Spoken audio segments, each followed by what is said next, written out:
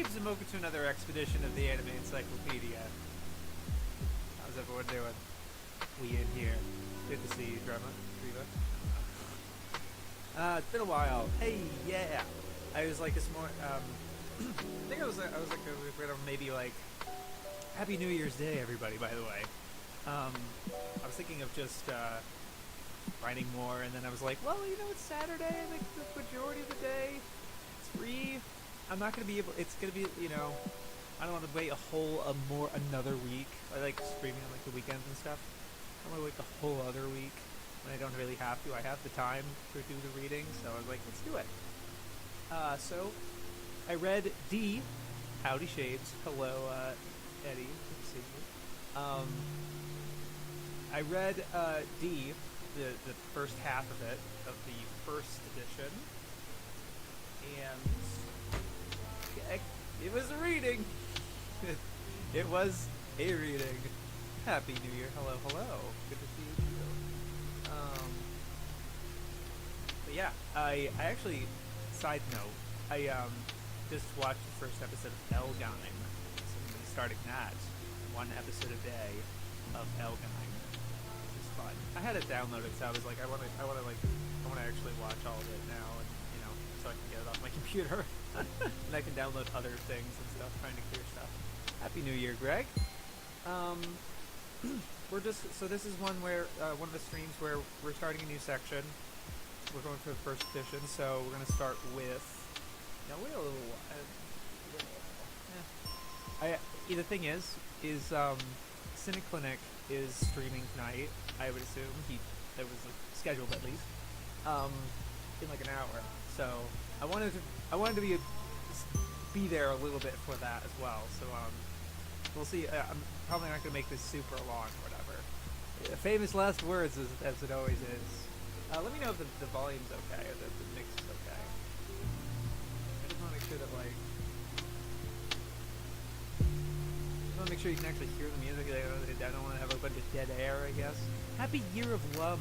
I called that. I realized it, and then someone was like, "Oh no, that's just a coincidence." And then in a bunch of the promotional material, it's like Year of the Tiger, and it's like, yeah, figure. I recently finished Touch, and it was amazing. I watched it at 1080p, 108 episodes. I think Touch is 101. That's what it was. And 1080p, and Kobayashi's background is immaculate. You know what's so funny? I actually forgot that Kobayashi does BGs for that one too. Oh my god. Yeah, it's a great show.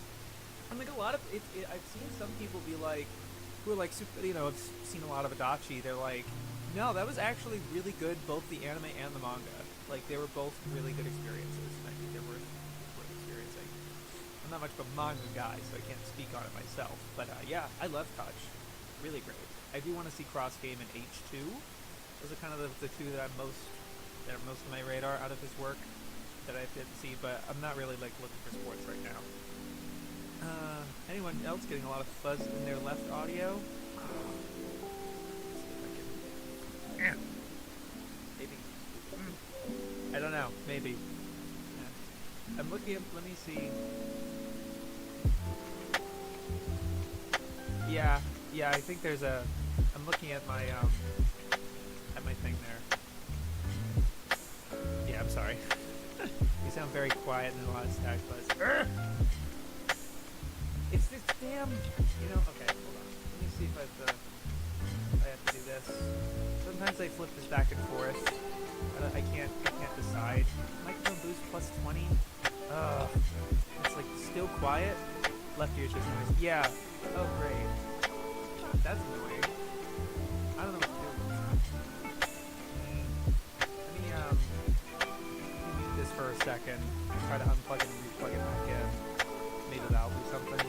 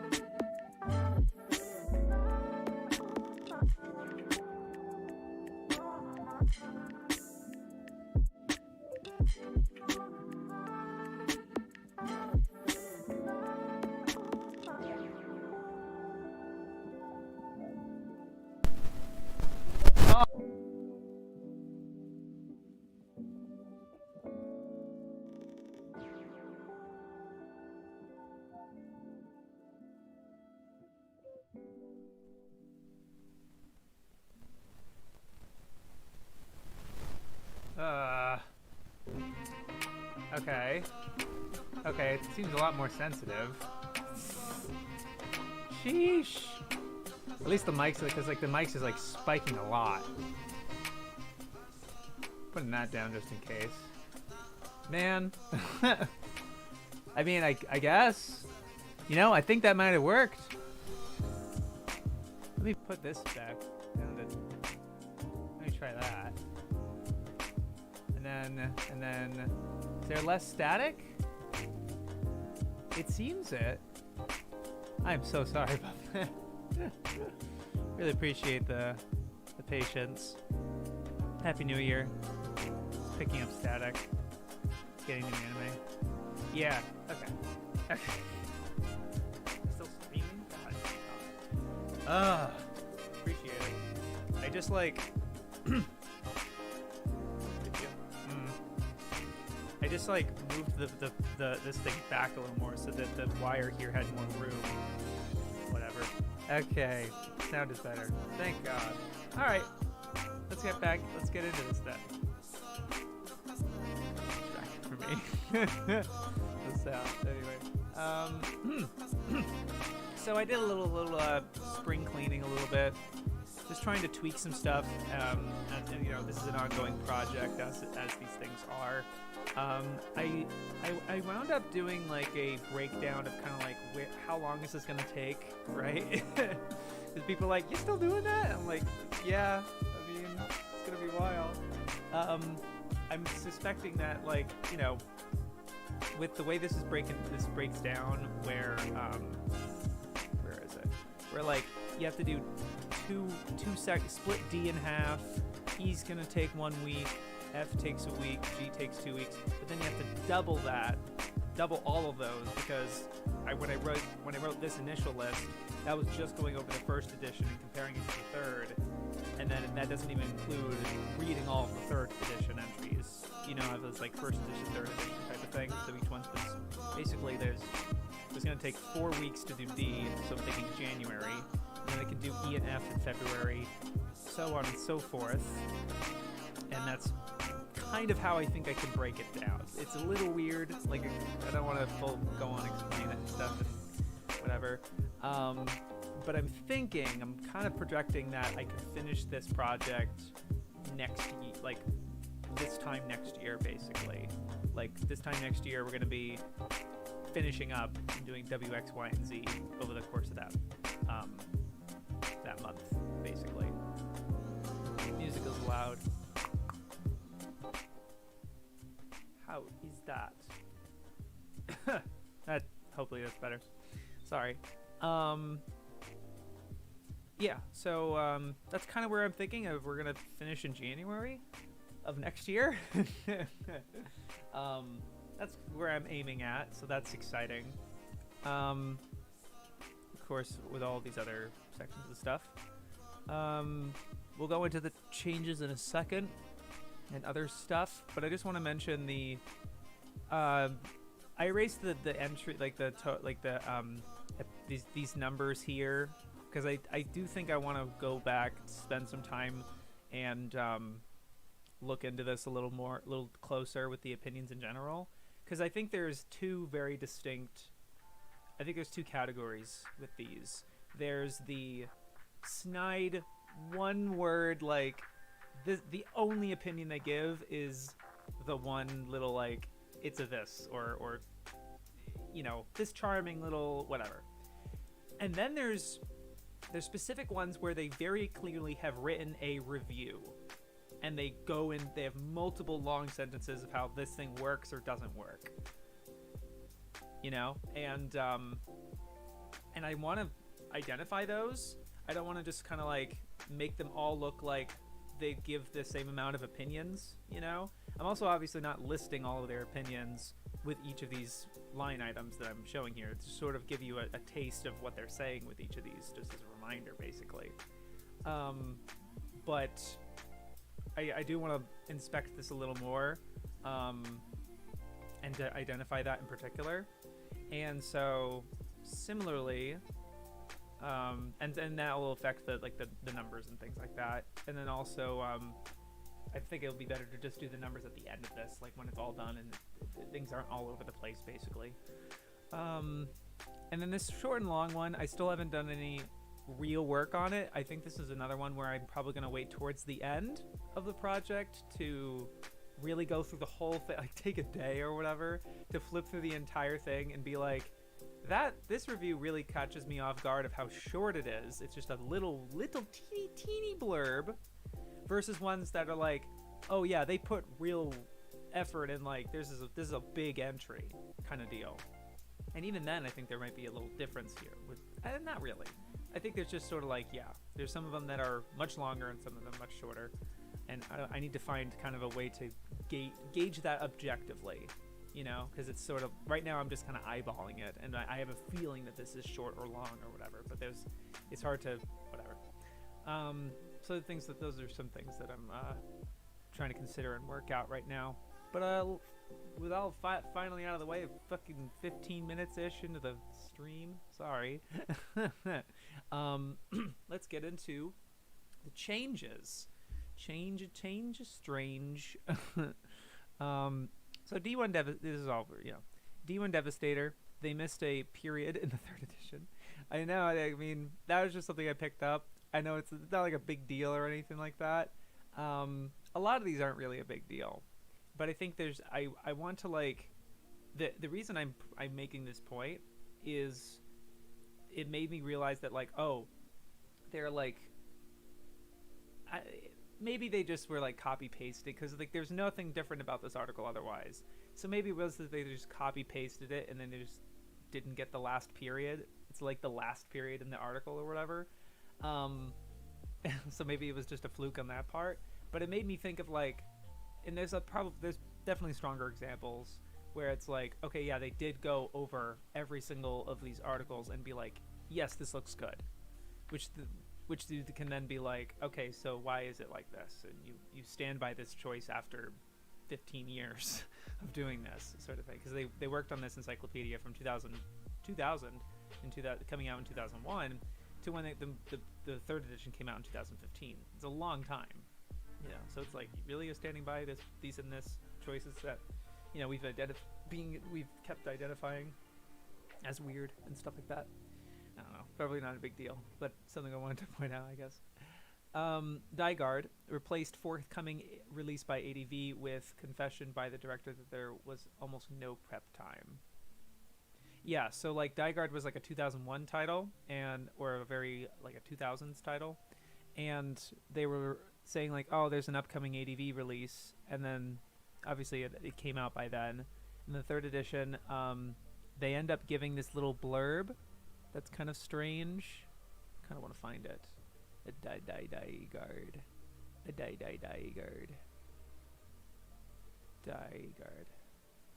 Yeah. Director Mizushima later confessed to New Type that the show went into production with, quote, almost no prep time, much, and then unquote, much to its detriment, which I gave as like an opinion. I was like, oh, I guess they didn't. I guess, okay, I guess whatever, negative, I guess. That was interesting. How many negative opinions there are in this particular reading. Dance Till Tomorrow. There's an added sentence about the live action movie versions. Dangayo, they added they mentioned Tenchi Muyo because it's like, oh, these guys figured out that viewers would want a bunch of girls surrounded by one guy instead of a bunch of sweaty men in spacesuits, is the way they phrase it. And that, they would later go on to perfect or do in Tenchi Muyo. But in the third edition, they go to the hugely popular Tenchi Muyo. So it's interesting. They color it a little more favorably in the third edition.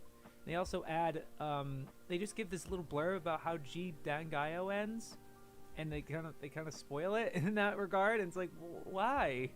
Why did you do it? It was fine in the first edition. Why did you do that? It was weird. Danguard Ace, they cut. It was like a typo. There's like a re-released. They cut that. Whatever. It's fine. And they also added a mention of Danguard A versus Insect Legion. So they were like, oh, there's one video from 1978 that's this thing, that whatever. But they forgot about this other OVA special, and so they're like, oh, there's actually two of them, and there's this one and this one. So I'm like, okay. Had interesting addition. They Dark Warrior, there's this word NIMBYism, and they change it from that like let me see if I get it. And of course I lost my place. They go from NIMBYism to NIMBYism because NIMBY is an acronym called not in my backyard. So not in my backyard ism, which I had to look up, of course, is it's supposed to be like people who are like, oh, I don't like change. I don't like these developments happening in my community. People who just like, oh, don't tear down the old mill or something. I didn't know what that word was. This is as good as time as any to give him. I'm gonna come back to this section, but there's a number of these recurring traits that I added, and then I've been keeping a list of words that I've had to look up. I'm like, I don't even know what that means. Meteor, dross, stultifying. Stultifying, I think, is... I don't even remember. The heck is stultifying? Stultifying, tending to stifle enthusiasm, initiative, or freedom of action. Okay. NIMBYism, rapine. I just didn't know any of these words, and the reason I'm bringing this up is not to just like, oh, whatever. It's because like they make such a point of not using terminology that is colloquially understood by anime fandom, like otaku and hentai and like OVA and other things like that. And that's for the sake of like newcomers that don't understand those terms and whatever. But then you just give a bunch of like vocabulary words like this. Like, I feel like if you were willing to use, first of all, if you're willing to use these words, I don't see why the other words are fine. But also, like, you could use this as an opportunity for these newcomers to learn these words. And you included like an argot and jargon section in your third edition, which is nice. But even in the first one, I feel like you can give plenty of clarification in other places, because you have to clarify visual novel and a bunch of other things regarding this medium. So it's like, I don't know, it's just strange. Just, kind of a case in point is why I'm listing these. Boy, it's not going to be a short stream, I guess. I'm such a chatterbox, man, and I'm also becoming such a chatterbox with like my Naruto video. I just can't shut. I'm only going to spend 1 minute on this point. Spends 4 minutes. Oh, okay, great. Or longer. I don't even know how long they are. Hopefully they're not too long. We'll see. Oh, those are the opinions. It's a lot of negative opinions this time. No. Day the Earth Shook, they added a sentence referencing Tokyo Magnitude 8.0. I'm just used to this. this size. They added a sentence because it's about like an earthquake, and so they just add the sentence at the end. They're like, oh, later on it's like Tokyo Magnitude, because again they're doing that thing with, if you guys are regulars on the stream, you probably know. Naruto video, yes. I'm making a big Naruto video. A big Naruto video where I talk about whatever I want. relating to Naruto. It's just like kind of, I've been wanting to talk about it. There's a lot of different subjects, and I'm just really excited to discuss it, just for the sake, it's just for fun, because that's what I make these videos for. My own amusement, and your amusement, because shared interest. Anyway, Dead Heat is an added note that they kind of make this little side.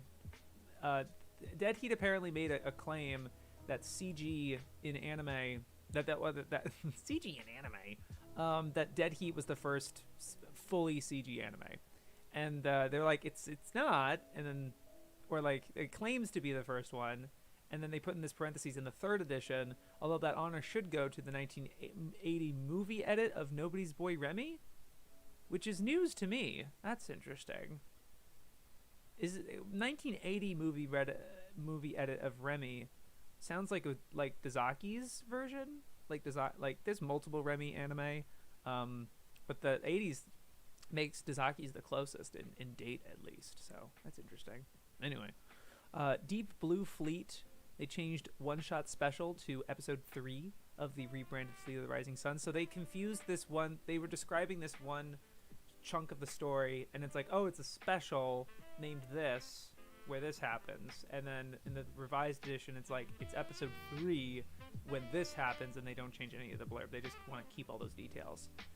They changed Shelled Out Britain. So like Deep Blue Fleet is this series about, it's kind of like a revisionist, it's like a what if scenario for World War II, where it's like, what if the Allies were defeated, but then Germany turned their, betrayed Japan, so Japan had to become one of the good guys, and they're just showing themselves as one of the good guys. And be like, we're gonna defeat the Nazis and help come to the rescue of Britain. They come to the rescue of Britain, according to the 3rd edition. But in the first, it's funny, they reworded it from Shelled Out Britain to come out of the rescue of Britain. I don't know why. Maybe someone got mad at them, like, jeez. I don't know. They also added a new blurb about how the series ends. I kind of want to read that because it is interesting. It does sound like an interesting title. It's not one that I'm like interested in the same way I am with some of these other ones that I've been listing. I've been keeping a list of like kind of my favorites of like, oh, that sounds cool. I should make the note now. It's in the middle of this. It's hard. It'll be very difficult to find anything in these recordings when it comes time to making that video. But I wanted to mention with like reading the encyclopedia without any visuals and not looking up any visuals either, because again, I'm not trying to like do this for longer than I need to. Reading it, a lot of the time I don't know what it looks like, and so I'm able to kind of picture it however, and so the premises actually sound more interesting to me when that happens. But then when if I look at a show's visuals, I'm usually not interested. I usually am not as like whatever, and I don't want to read a bunch of synopsis because I just you don't know how accurate it actually is, or it doesn't really matter to me. I didn't read the synopsis for Elgaim when I just started it today. All I knew is that it's a Tomino anime that he made between Dunbine and Zeta Gundam. That's all I knew about it, and I've seen on screen caps and clips on Twitter that it's actually really funny. So that's why I wanted to watch it. I didn't care about the premise, but reading all these premises are interesting, and it's made me want to check some of them out, or so maybe what they say about them, how the way they describe them. There's this blurb they add for really no reason. Like the Deep Blue Fleet came out in 1993, and they didn't need to add this. It's not like they added. It's not like, oh, future. More information has come to light kind of thing. They just wanted to like they spoil it. That's the thing. Like the series ends with ... It's like, why would you do this like after the fact as well? but it's interesting. The series ends, and I'm not sure if I mean, it's not like this popular show. I don't even know much about it. The series ends with Japanese commandos taking out Hitler's bunker, and the allied Japan, Britain, and USA defeating the Nazi threat and presiding over a cowed Soviet Union in 1950. It is ironic and somewhat galling to witness such an intricate grasp of counterfactual history from a nation that continues to avoid acknowledging many of the actual facts. See Night Raid 1931. So, okay. They don't go too much into detail other than that. I thought it was a little spicy. And interesting that they added that. Hey, man. Also, not really a Naruto fan, but the vid will probably be good. By the way, I'm currently watching Dazaki's Treasure Island. Yeah, I dig that one. Synopsis, Tomino. Yeah, like, literally. Like, actually. Yeah, and you know what, Full Wind Man? A lot of people aren't. Or there's a lot of people who haven't seen it and have their presumptions about it because obviously they've heard about it, right? So I mean, I loved it. I'll let you know. Loved it. I have very, very few problems with it. At least ones that I don't really care to complain about. But I think it's going to be interesting because like a lot of it talks more metatextually about it, trying to find different subjects that have not really been talked about before when it comes to Naruto, because I'm not going to be like, the character analysis of Sasuke, because like, I'm sure that's been made already, right? So I'm trying to do different things, and then so far I'm having, but the main point is that I have fun writing it, and so far I am, and hopefully making it, which is going to be a pain in the ass. It's not going to be, don't expect Gurren Lagann levels of polish, like theatrics, or even Lupin probably. Probably something very, very minimalist, like my Doremi video, but even less footage. I don't even know. But, it'll still be fun. It'll be a good time. Anyway, Elgaim looks awesome. I'm going to watch it after I finish Dunbind. Yeah, I was thinking about it. I was like, I should watch Dunbind before Elgaim so that I can be like, oh, I watched Ideon, and then I watched Sabungal, and then I watched Dunbind, and then I watched Elgaim, kind of like in order of which he made them. But I guess not. I'm just going to watch Elgaim first, and then Dunbind. This year, hopefully. No. Sorry. Where was I at? Yeah, series just ends. Okay.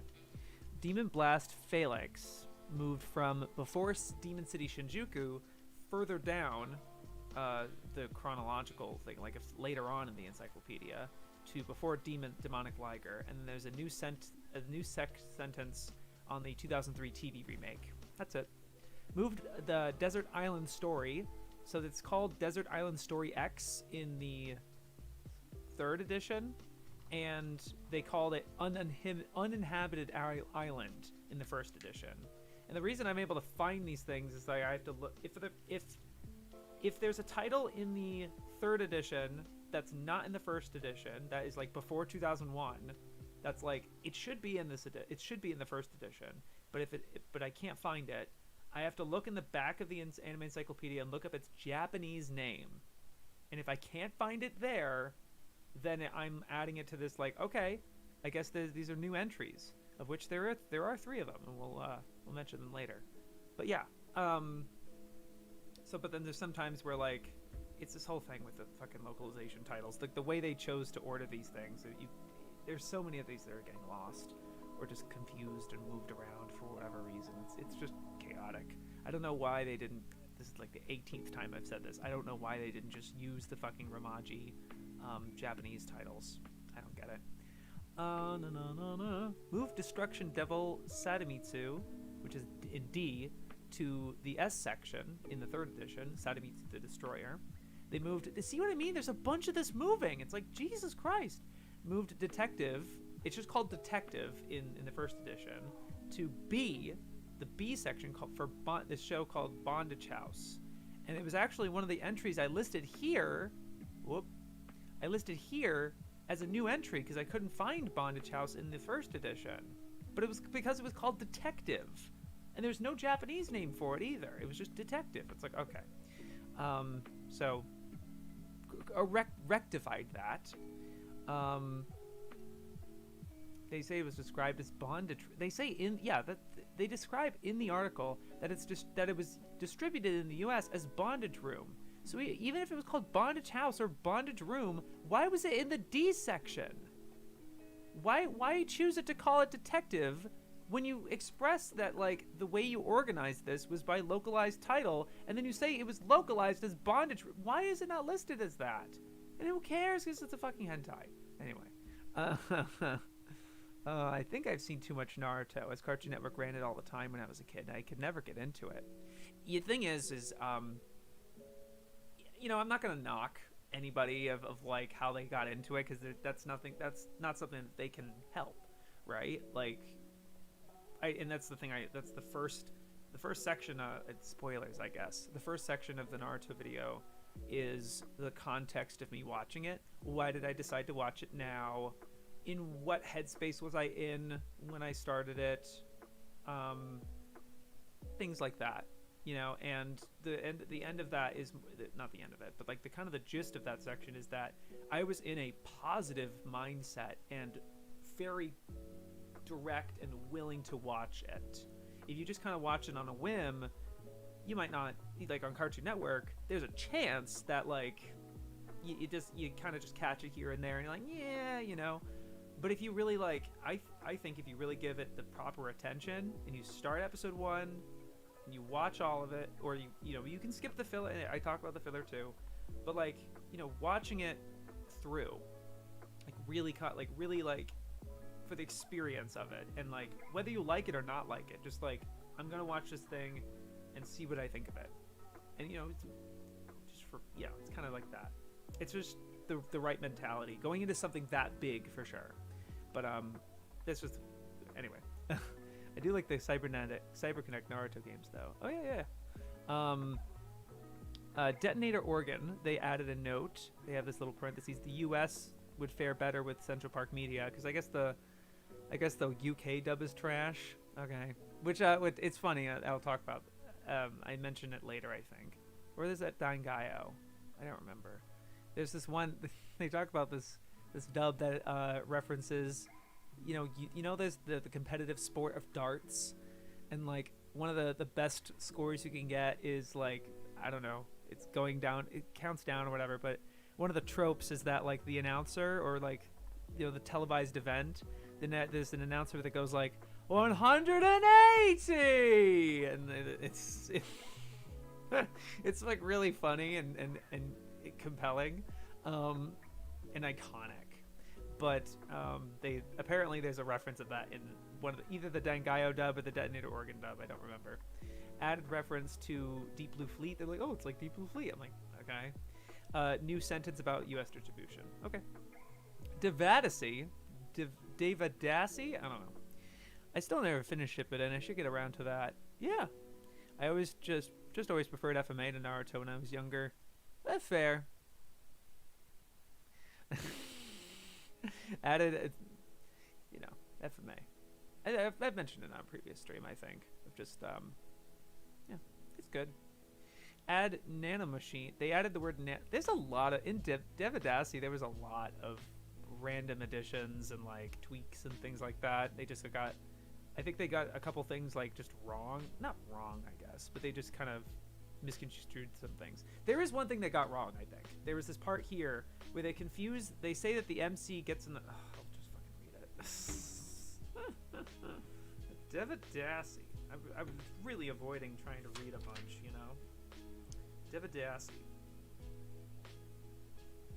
Unlike Evangelion's Shinji, 15-year-old Kei needs little convincing to ditch schoolwork and climb into a cockpit with the attractive Misako, though he is dogged by schoolmate Naoki. In the third edition, I believe, I'm not going to go up and look for it because it takes time, but it was, I have to do it, I'm sorry.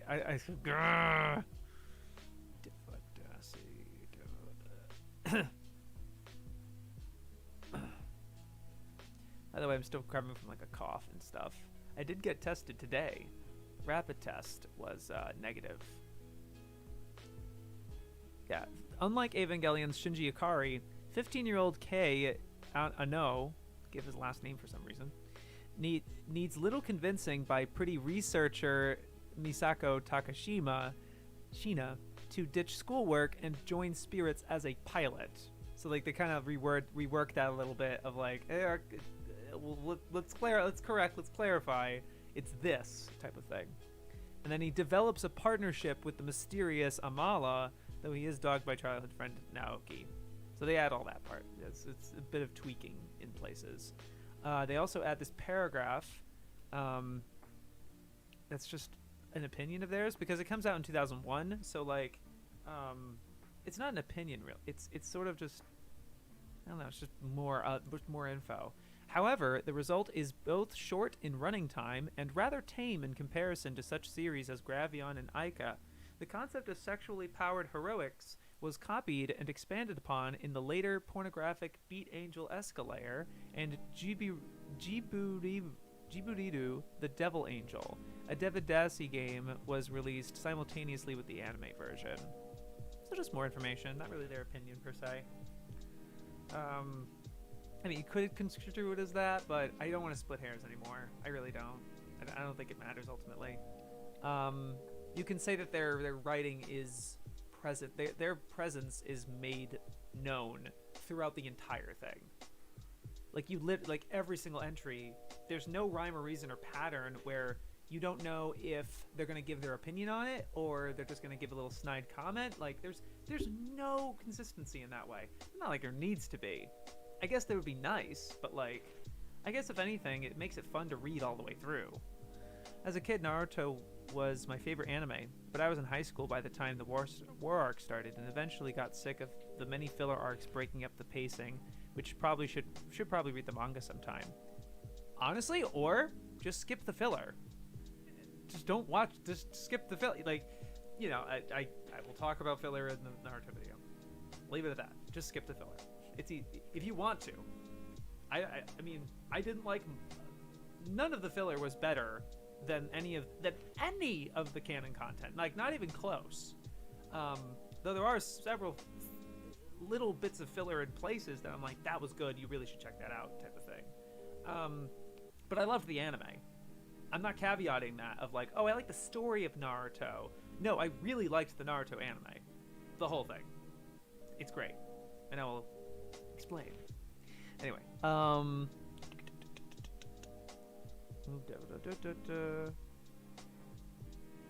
Devacity. Devilman. There's a new sentence about the U.S. distribution of Devilman Lady. So like they were like, oh, they very smartly they smartly called it Devil Lady. I'm like, that's I don't know if that's better.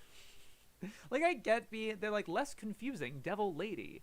And I'm like, I guess it is technically less confusing than Devilman Lady, but like Devilman is the signifier, Devilman, right? But then you put Devilman Lady, you get it. Oh, it's Devilman, but it's a girl. But Devil Lady, I would, you know, as an anime fan, I'd be like, that sounds like a different anime.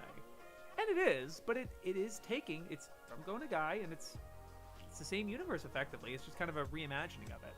So, I am compulsive about mal listings to do that, unfortunately. Oh, great.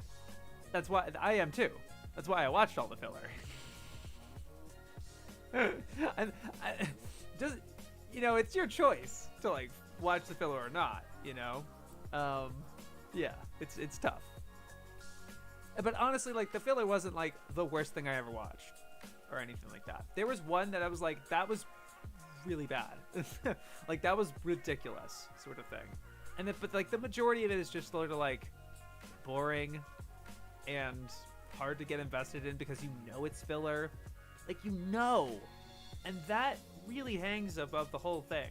No matter how like fine the story is, I think most of them were fine.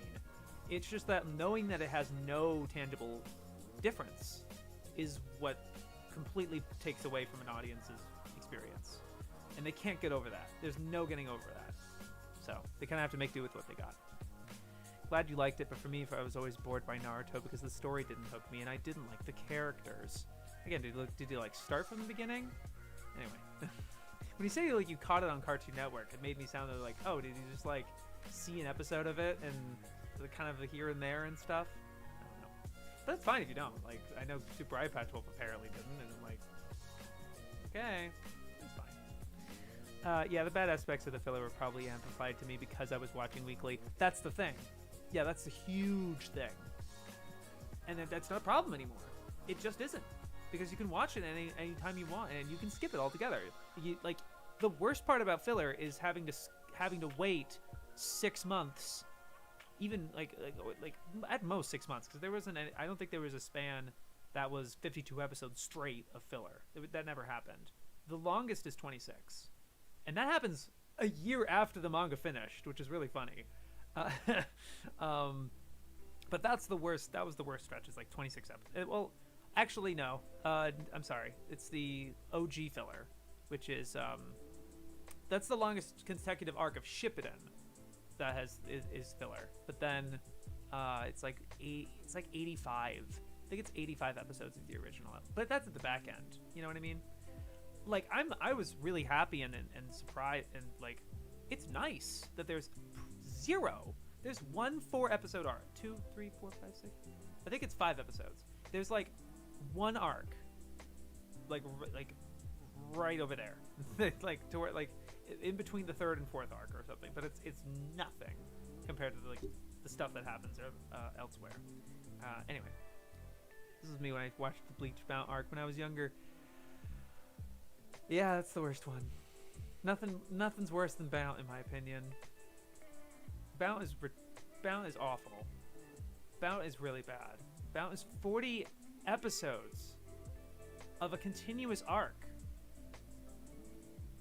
And it has nothing to... And the thing is, right, Naruto... There, you can make an argument that a lot of the filler has something to do with the story in some outside kind of way. Bount, they're just making shit up. Like, they made shit up. Like this whole vampire thing, and I'm like, this is nothing. At least in the other Bleach filler, they take an aspect of Bleach's world and expand upon it and be like, okay, let's do other stuff with that. Let's do stuff with the Ray guys. It's like the little mod souls. Let's do some stuff with the Zanpakutos. Let's do some stuff with the royalty in the background and stuff like that. Like it actually has something to do with Bleach. Bount is useless, completely useless. And long, and boring, and frustrating, and bad. Anyway, sorry if this is mostly kind of a chill stream, I guess. It's not even... Sorry, we're not gunning through these. I'm gonna try to gun through these, sorry. Yeah, Devilman Lady. And they also do, like, they add this little bit, not to be confused with Amon Saga, because there's, like, an Amon Apocalypse OVA thing with Devilman. It's not good to be confused with Amon Saga. Diary of Anne Frank, they have a name.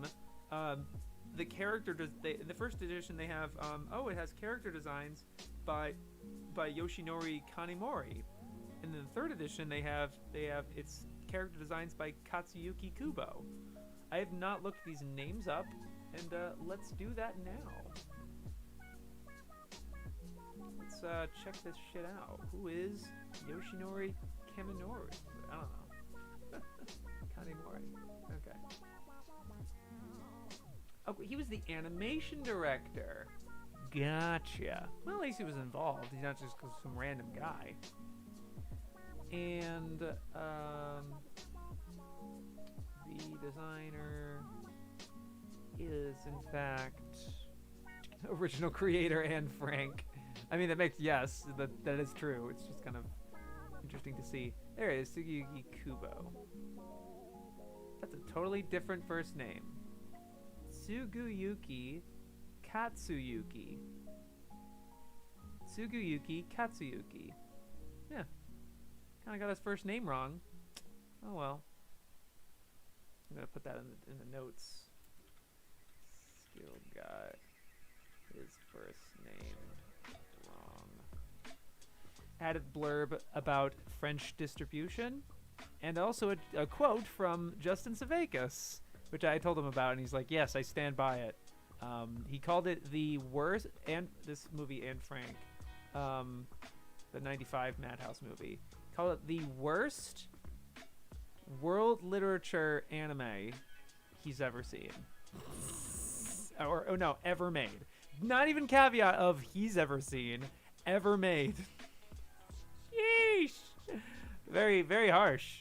And I asked him about, I told him about it, and he's like, yep, I stand by that. It's funny. Okay.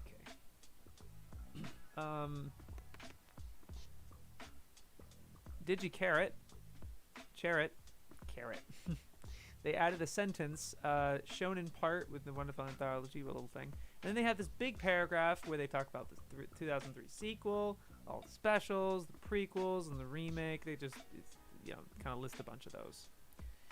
There's a Digital Devil Story. They added this mention, and also enjoys an oblique relation to Persona.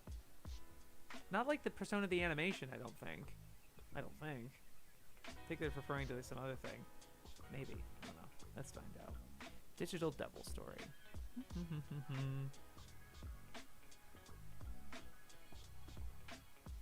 To Persona. And they link it to a part of the article, the part of their encyclopedia. Persona from 2011. Oh, yeah, no, they do mean Persona. As in Persona 4 the animation. They just list it as fucking Persona. In the encyclopedia. 2011, Japan, Persona 4 the animation. It literally is right there. Why don't you fucking call it Persona 4? What the fuck? What are you doing? Persona Trinity Soul, Persona 3 TV series and movie. Okay. Yeah, we talk a good deal about that. Anyway. Yes, they do mean Persona. I'm gonna put that in the notes. Yes, that Persona. Okay. No.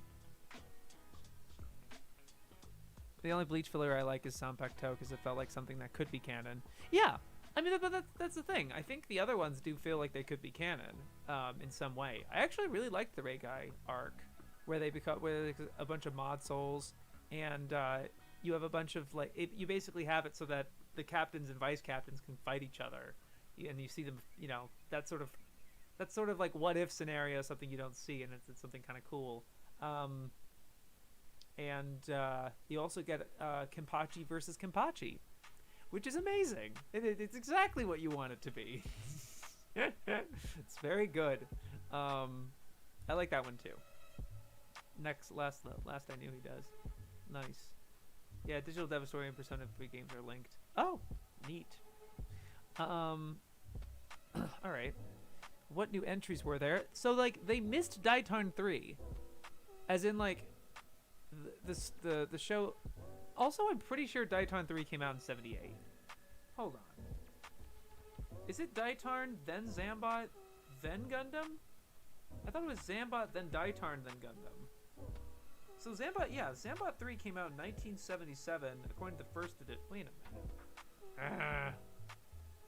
Me and my database fast brain, dude. Fucking Daitarn 3. 78. Oh, yeah. June 1978. Bada bing. I was correct.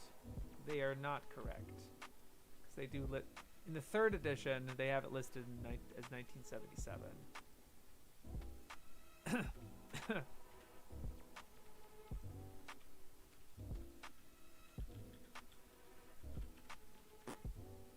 Although I know I said I wasn't going to no scrutinizing of. Doesn't say I can't scrutinize the year. Getting the year it came out wrong. Anyway, maybe Mal's wrong. I don't know. Hello there, woohoo. Zambot then Daitarn. Yeah, I figured.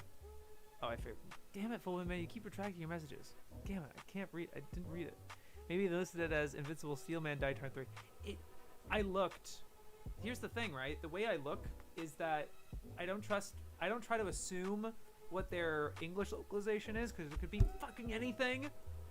It's just what it is. Do whatever they want. And so their index of anime titles, like that, all that stuff, it includes the Japanese name of all of them.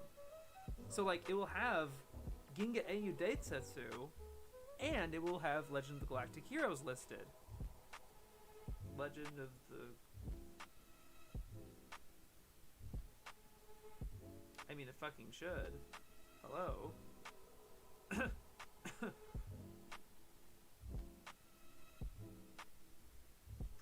Disproving my fucking point? Great. Also, they wouldn't be listing it. One of the rules that they have is that they don't want to list it by the tertiary name. So by tertiary name, they're only going to say Dunbine. They're not going to do Aura Battler Dunbine. Or Mobile Suit Gundam, they're not going to do Mobile Suit. They're going to put it in G for Gundam. Ideon, same thing. Evangelion, same thing. They've mentioned this in their introduction. So like it would be listed as Daitarn 3 if anything. If we get to I and it finds out that that's not the case, then sure. But I looked up Muteki Chojin Daitarn 3 and it's not there. Or at least Muteki, and then I couldn't find it. So yeah, if they have it, then fine. We'll just retract that. That's fine. Snow White 1993. No, yeah. So like, forgot to include Daitarn. They did in the first edition. This by new entries, I mean that these are in the third edition, but they could have been in the first edition, based on when they came out. Like these anime existed by the time the first edition came out, and they didn't include them for whatever reason. Demon Fighter Kocho, 1997, and Demon Hunter in 1989. Just okay. There's also another removed entry. In the first edition, they have Dark Soldier D from 1998 listed, although they listed as 1999. And they say it's a computer-generated series, which is partly true, because it has computer-generated elements in it, but it's a tokusatsu series. It's like a kaiju thing. And I've looked up footage. It's live action, but it has CG in it, and so they listed it as an anime. Weird. I guess they kind of just didn't know. What do they think about LGH? We can look at the we can do their I don't know if they like it. I'll tell you I don't know if they've seen it. I don't know if they've actually seen it, but they probably don't like it, even if they haven't seen it. Or maybe they do. Maybe they do. That's great. That's cool. I shouldn't assume. We'll do it during open read, if you remember, or if I remember, whatever. Anyway, yeah. Removed for the third edition because obviously, yeah, it's not anime. I don't know. Ray Guy boarded on fanfiction to me. Oh, that's why. Oh, of course it's fanfiction. It's fantasy. It's alternate reality. But like that's what makes it really fun, you know? It's giving you that possibility and seeing it played out and executed in an animated fashion. And besides, beyond just like kind of cringe fan fiction, like reading it, like like my head canon, what like watching it, you know, that was fun. But like I completely agree with you. It's fan fiction. It's creative. Yeah, exactly. I gotcha. I want to see their take of touch. Yeah. Okay. We can read that as well. Considering we don't bounce around that often, all that, you know, that rule of like let's not bounce around was only if like everyone would swarm the suggestions and stuff. But since that usually doesn't happen, I'm fine with it. Anyway, an hour in, and we're only at, oh gosh, I'm gonna try to make these quick. Only 2 positive reviews in like the half of the D section. It's not quite half. I got, you know, distracted a couple times and I didn't do like exactly half, but because exactly half is about at where Dr. Slump is. There's a couple more titles, but it's fine. I'll make it up. Demon Beast Invasion they liked. It was an insidiously clever storytelling. There's a masterful exploitation of adolescent fears. I think it's a hentai. I'm gonna look right now. I'm not gonna pull this up on stream yet. No. But it's the same guy as Demon Beast Invasion. It's the same guy as Urotsuki Doji. Demon Beast. Is this it? Wait. Demon Beast Invasion. Could be that one. It's probably that one.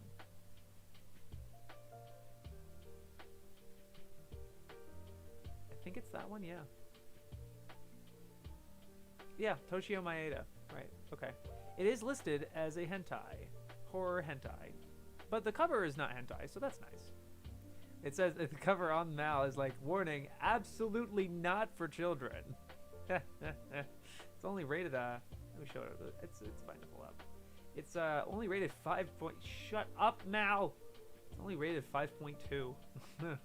Naturally, as I'm sure a lot of these horror hentai are. I thought you would get the reference to Disney Snow White came out in '93 and uses images of Betty Boop. Oh yeah, with Meta Hulk and Joe. That's right. That's funny. Yeah. I did watch the first episode of that, and I do have the second one listed as a watch later for Digest. Although I don't know if I'll talk about it or not. The most fanfiction episode was when they made Ichigo and Rukia go ice skating. I like that too. I also like the very, very fanfiction episode where Ichigo just wakes up in a Halloween town or like an Arabian Nights type setting, and he's like, "What is this?" And he's like, "It's a dream, Ichigo." And they just fucking go, dude. It's just weird and bonkers, but it like I 100% take that. I would take that every day of the week. I would take weeks of that filler over trying to make me take it seriously. Like, because I know it's filler, I will never take filler that seriously. I will in some cases.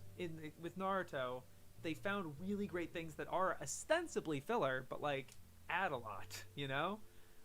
But like, that's just a cliche. But like I'll talk about it. It's the Kobayashi episodes in particular. Like, holy shit, why can't every anime have that? What do they think of Digimon? They didn't really give any opinion about Digimon. I'm gonna include that in this other thing with the notes, where like there's so many of these franchises that they spend so much time talking about, and then they never give their opinion about it. Which, like, it's funny, right? It's like, don't give me your opinion of these things, and then the few times I actually want your opinion, you don't give it to me. It's like, ugh. Dirty Pair, City Hunter, Digimon. Like, there's so many of these big titles that they spend so much time writing about. Detective Conan's another one, where, like, I'm pretty sure they don't give any opinion about it. Like, none. Bleach actually had pretty good filler outside of Mount. I agree. Okay, but that one was funny. No, right. That's the thing. I can't help but find the idea of academics sitting in a room and watching demon hentai for their book to be really funny. That, and then add to the fact that they're like both over 40 when they wrote this book. Maybe I'm over exaggerating, but like they're boomers. That's the other funny thing, is that like they're older people doing this. It's just in general the image is funny. Good for them though. Like, I give them all the props in the world. Like, obviously I give them crap for a lot of this stuff in here, but it always what always trumps it is the fact that they made it. That it happened at all. It's remarkable. It's an incredible achievement. Anyway, and then Detonator Organ. They say it's a place of neat tricks. There's a sweet epilogue. There's no compression or hurried storytelling. It's artfully done. Boom. Cool. This is how many negative opinions they gave. It's a lot of them. Filling out this really packing this list in particular. There's no prep time for Dygard. There's no prep time, so they add much to its detriment. I'm gonna put that in quotations because that's what the director said, that there's no prep time. And then they say it's much to its detriment. Dalos is an unremarkable ripoff of Moon is a Harsh Mistress. Have you guys heard of that before? Moon is a Harsh Mistress? I'm serious. What is that? Oh, it's a ripoff of this obscure fucking... Maybe if it was like, oh, a ripoff of Blade Runner, or ripoff of 2001 A Space Odyssey or something. You know what I mean? Moon is a Harsh Mistress quotes? Google wanted me to pull up. The Moon is a Harsh Mistress. It's a science fiction novel. It's not even a movie. It's a 60s science fiction novel about a lunar colony's revolt against absentee rule from Earth. Yep, that does sound a lot like Dalos. Okay. Like, who can't? Like, the pastiche wording, the rep, like, oh, they're doing this and that, they're so media poisoned. They've just seen too much of it, and they're just like, oh, it's just like this other thing, and like they're just bored of it or something. And it's like, I get excited when at least in a shonen. I'm sorry I have this fucking Naruto video on my brain because I've been writing it for the past few days. But like, I talk about how there's a lot of these different things in Naruto that are in other shonen series that came before it. And I love that. I love seeing that because it reminds me of those other things.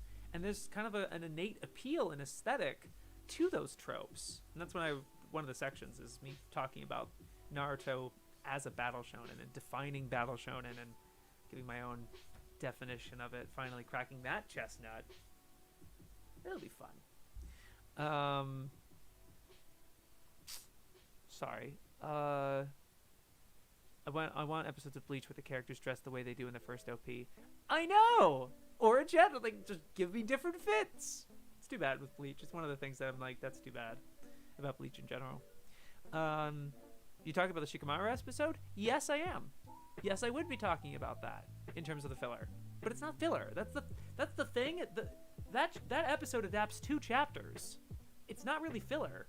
But like one of those chapters, I don't think has any dialogue or has very, very little dialogue. So it goes like that. But so then they're gonna expand it into this whole this broader scene that has a lot more depth and interesting moments, and it's also directed beautifully. It's a gorgeous episode. It's wonderful. It's one of the episodes that really justify the whole thing for me. Like, yeah, I would watch all of it. Like it's one thing, like, if you want to read it and then poke around, that's fine. That's your prerogative, and plenty of people do that, I'm sure. But man, you wouldn't know. To me, at least, I feel like you wouldn't know if you didn't watch all of it. You just kind of assume that it's all like mediocre or something. Anime could always use more Halloween episodes. Yeah. Bleach is coming back, so you may get your wish. I first heard of Dallas from being compared to crossover of Moon as a Harsh Mistress and Battle of Algiers. Oh, okay. Fair enough. I wonder if they ever touch on Voltes V's political staying power. Maybe. They kind of only seem to know mostly about, I mean, it's not like they're completely devoid of understanding other countries' distribution history. They could mention it. It's not out of the realm of possibility, but they mostly focus on US and UK distribution. I first, yeah. I wonder if anybody here seen Saint Seiya? It was a big influence on Bleach, and Kubo clearly took inspiration from the first arc when he was Soul Society. Hell yeah. Hell yeah. Love Saint Seiya. Yeah, Sanctuary arc is really one of the best ones. I would say, it's interesting. I do compare the Sanctuary arc, well, like the 12 Houses arc, I guess, is what a lot of people call it. A lot of people call, with Soul Society, but like I was comparing that to Sasuke Retrieval in terms of this being this like gauntlet, and there's a time limit, and the aesthetic of, oh, you go on without me, I'll take care of this guy, and and whatever. Like, that aesthetic is so engrossing and exciting. It's a fun story trope. I don't know if Soul Society necessarily is structured like that. It does have inspiration, absolutely, in terms of the group dynamic, which is another trope that I talk about. But Soul Society, I think, has a lot more different things that go on with it. I really like that. Pretty much for a lot of Bleach's arcs, I can't categorize them as like, oh, it's a tournament arc, oh, it's an exam arc, or it's something. It's like this sort of thing. It doesn't. A lot of their arcs don't have it's pretty much just this kind of arc or whatever, which I like. I was a massive Robert Heinlein fan, in high school, so I'm probably more familiar with the old science fiction books than most. Yeah, I'm awake to catch a bit of the street before I sleep. Glad you're still doing this. Thank you, Synthasmagoria A. Yes, we're hopefully doing this all year. This is gonna take over a year. This will be if we keep on schedule, we'll finish next January, is the plan. Anywho, Yep, I'm just. Yeah, it's probably just be enough. I was afraid that I was not going to take another 2 hours, but thank you, chat, for being so interesting and me just talking about general stuff. But I guess it's gonna be tough for the VOD when I have to go back and be like, what was this thing? And I'm just talking about Bleach.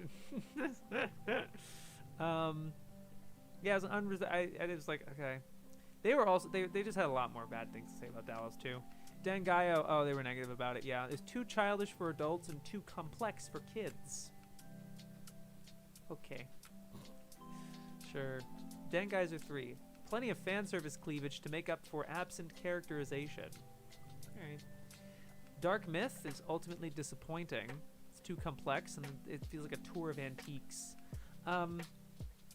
This was one of the titles I was interested in, actually, just because of the way they were describing it. Dark Myth. I'm almost positive Dark Myth is not a headline. It's like a historical thing. Why doesn't it show up? Is it Ankoku Shinwa?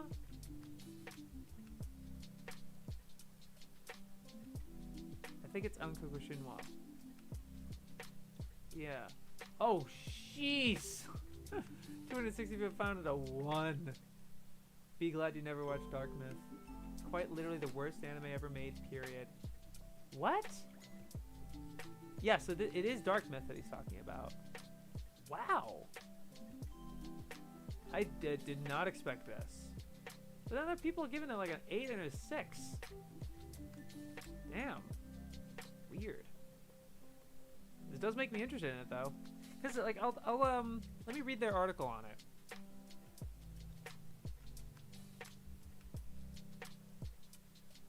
Yeah, let me give that visual and then let me go over Dark Myth. I can read it in the first one. Let's go. Dark Myth. 10 years ago, Takashi's father was murdered. The weeping boy was found by his side in the forest, nursing a strange shoulder wound. Takeshi suspects that the scar is a symbol of an ancient snake cult and teams up with some acquaintances to track down relics of the era. He discovers that ancient clans from Japanese prehistory are fighting to preserve their secrets in the present day. These secrets include the elixir of life, a great treasure, and a savage immortal hidden beneath a mountain. The original 1-volume 76 Shonen Jump manga is tied to a much larger universe, both of real myths and his personal revisions. The author's personal revisions. He already treated a similar subject with the previous year in Madomen, in which a scholar discovered secrets of Japanese history at a lost New Guinea temple, and would return to it again with the linked story Confucius' Dark Myth, and a rewrite of the Monkey King tale in Phantom Monkey's Journey to the West. The stories all take their cue from the fact that the supposedly homogeneous Japanese are a melting pot of different races, the earliest of which are only known from a handful of archaeological relics. The Jomon, the Yamatai, Ainu, Chinese, Koreans, Manchurians, and Southeast Asians all brought elements of their own cultures to Japan. Compare this to Princess Mononoke, in which several of these cultures fight each other at the birth of Japan.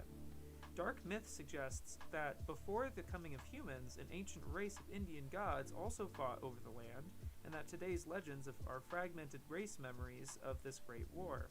Similar liberties are taken with history in many other anime, from Psychic Wars to Yamato Takeru.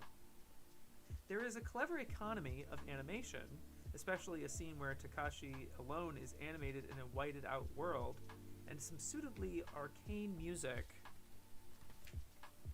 from Ghost in the Shell's Kenji Kawai, but Dark Myth is ultimately disappointing. The place in Japanese history where real events allied into myth is truly fascinating. Even today, the emperor can supposedly trace his lineage back to Amaterasu, the sun goddess mentioned in Dark Myth, and the sorceress Princess Himiko is the semi-historical figure mentioned in Chinese histories as the Queen of Hua, who appears in other guises in Zagai, Flint Time Detective, and Steel Jeeg. But much of the plot is a tour of Japanese antiquities. And while director Ono turns up the tension with waving grasses at the scene of a murder, action is slow to arrive and difficult to follow. The names are too cumbersome for non-Japanese speakers, and the stories are too complex, especially when they require the viewer to know exactly what old legends are being slyly adapted. Takeshi's quest takes him all over modern Japan, though to the uninitiated, one temple looks very much like another.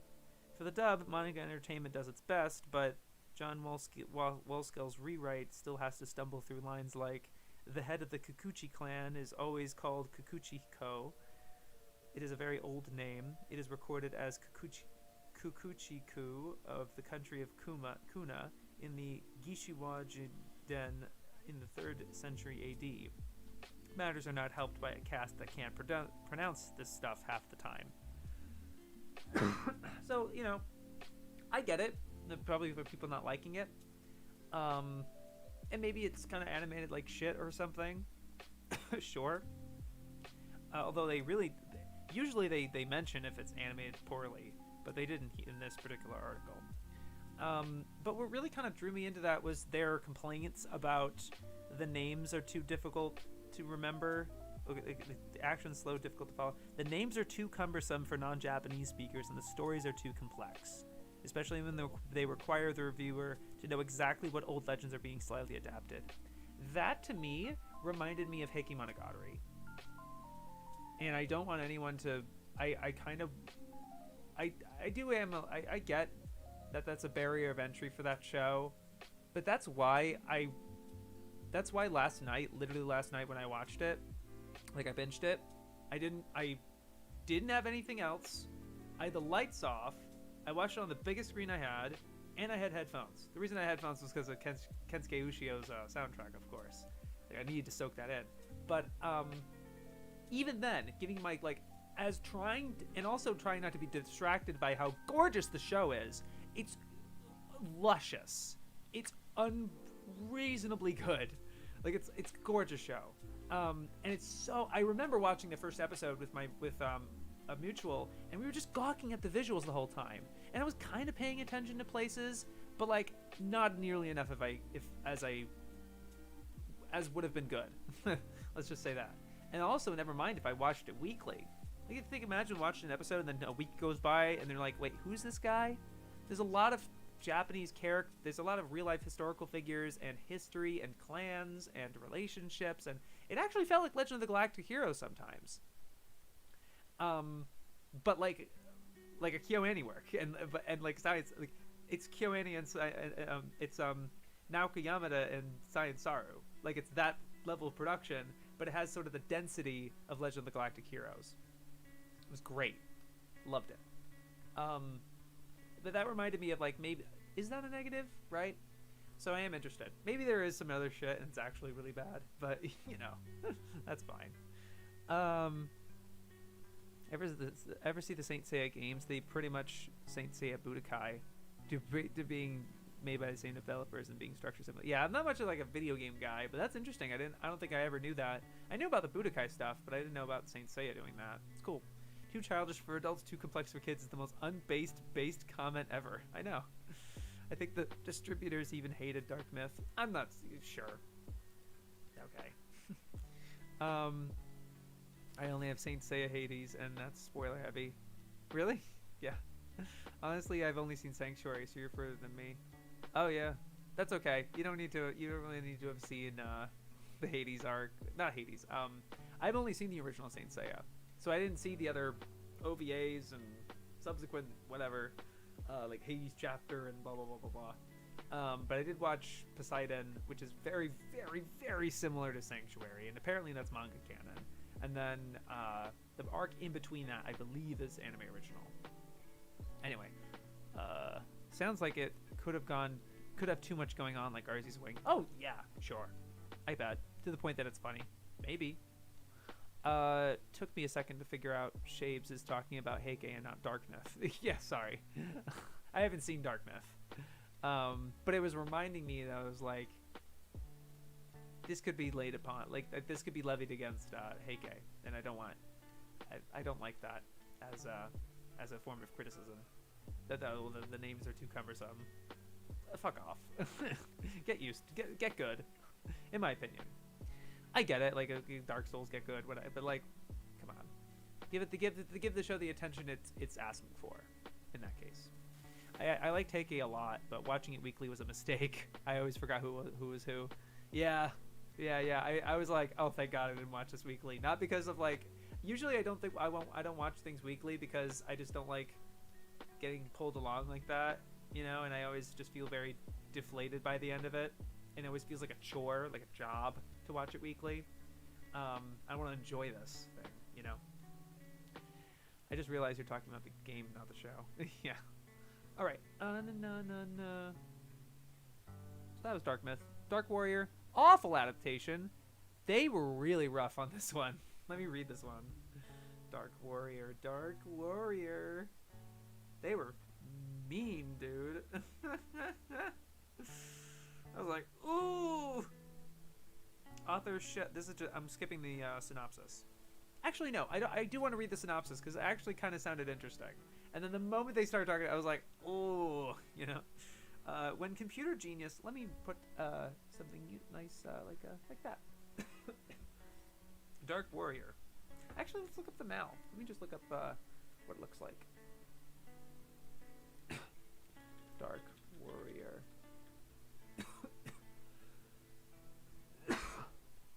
Ah! Yep, that sure looks like a show. Sure. What was the rating on it? Ooh, 503. Only 900 people have seen it. Sheesh. I'm not surprised, I suppose. Let me put my face back on. Let me put my face back on. Okay, Dark Warrior.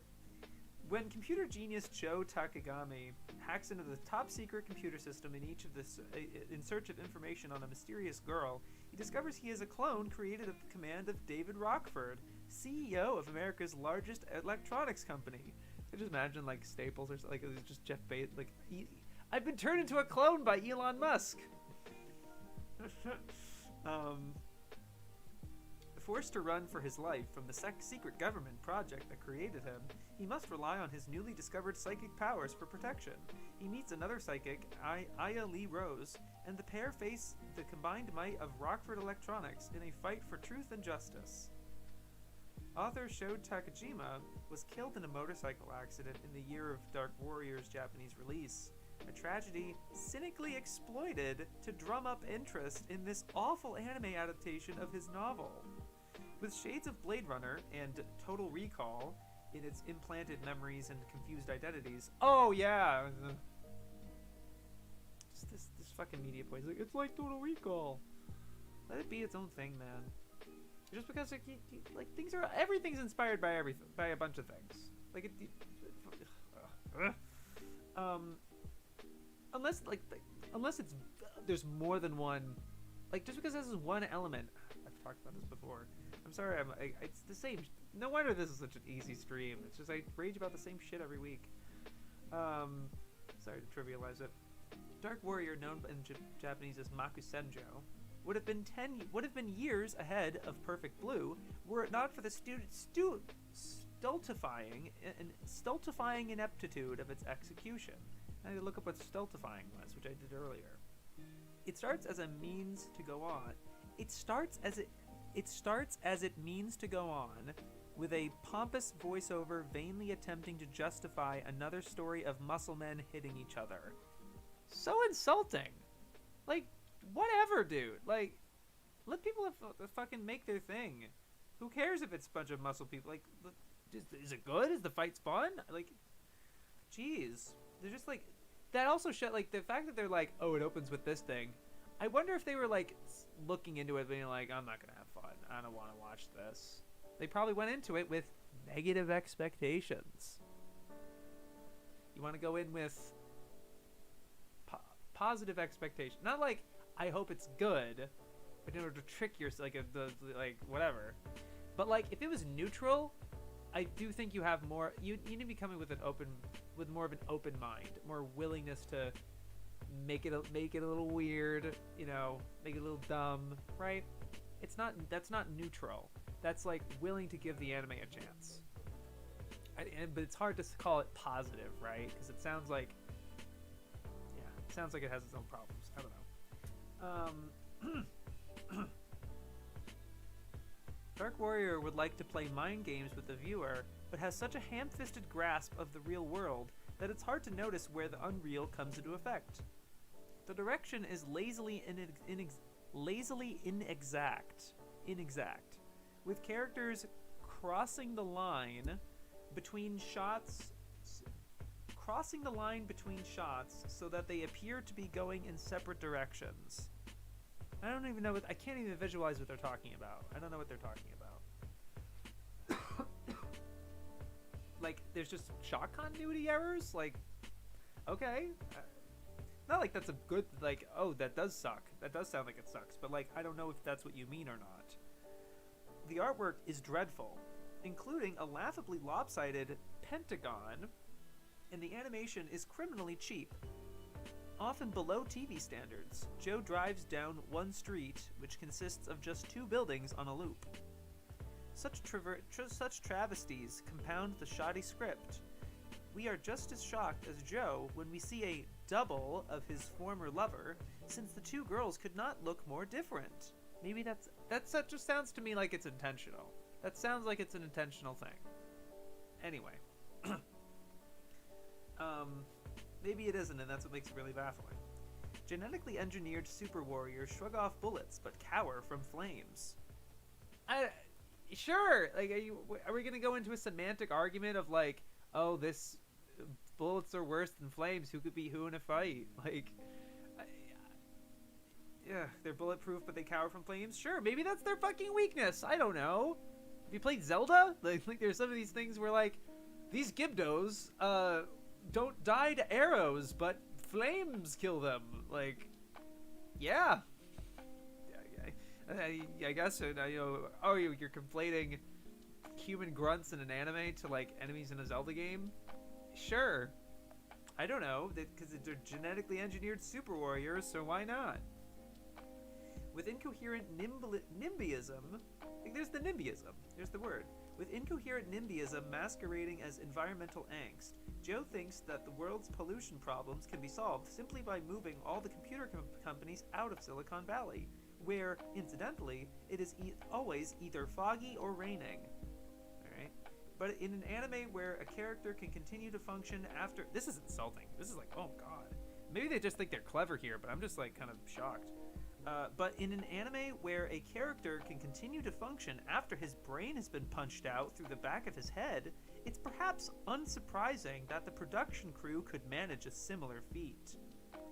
Like their heads got punched out and they still talk, and like the anime's inept, haha, I guess is what they're trying to say. I just find that kind of insulting to the creators. But also, like, JoJo, like, there's a character who gets his head completely cut off and then he's still able to talk for a little while before he dies. Like, okay, suspend your disbelief, bitch. I'm sorry, I don't be a dick. For people who would have a complaint about that, like, his head's taken off and he's still talking?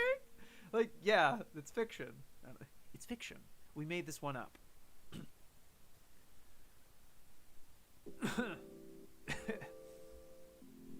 Should I just scroll up?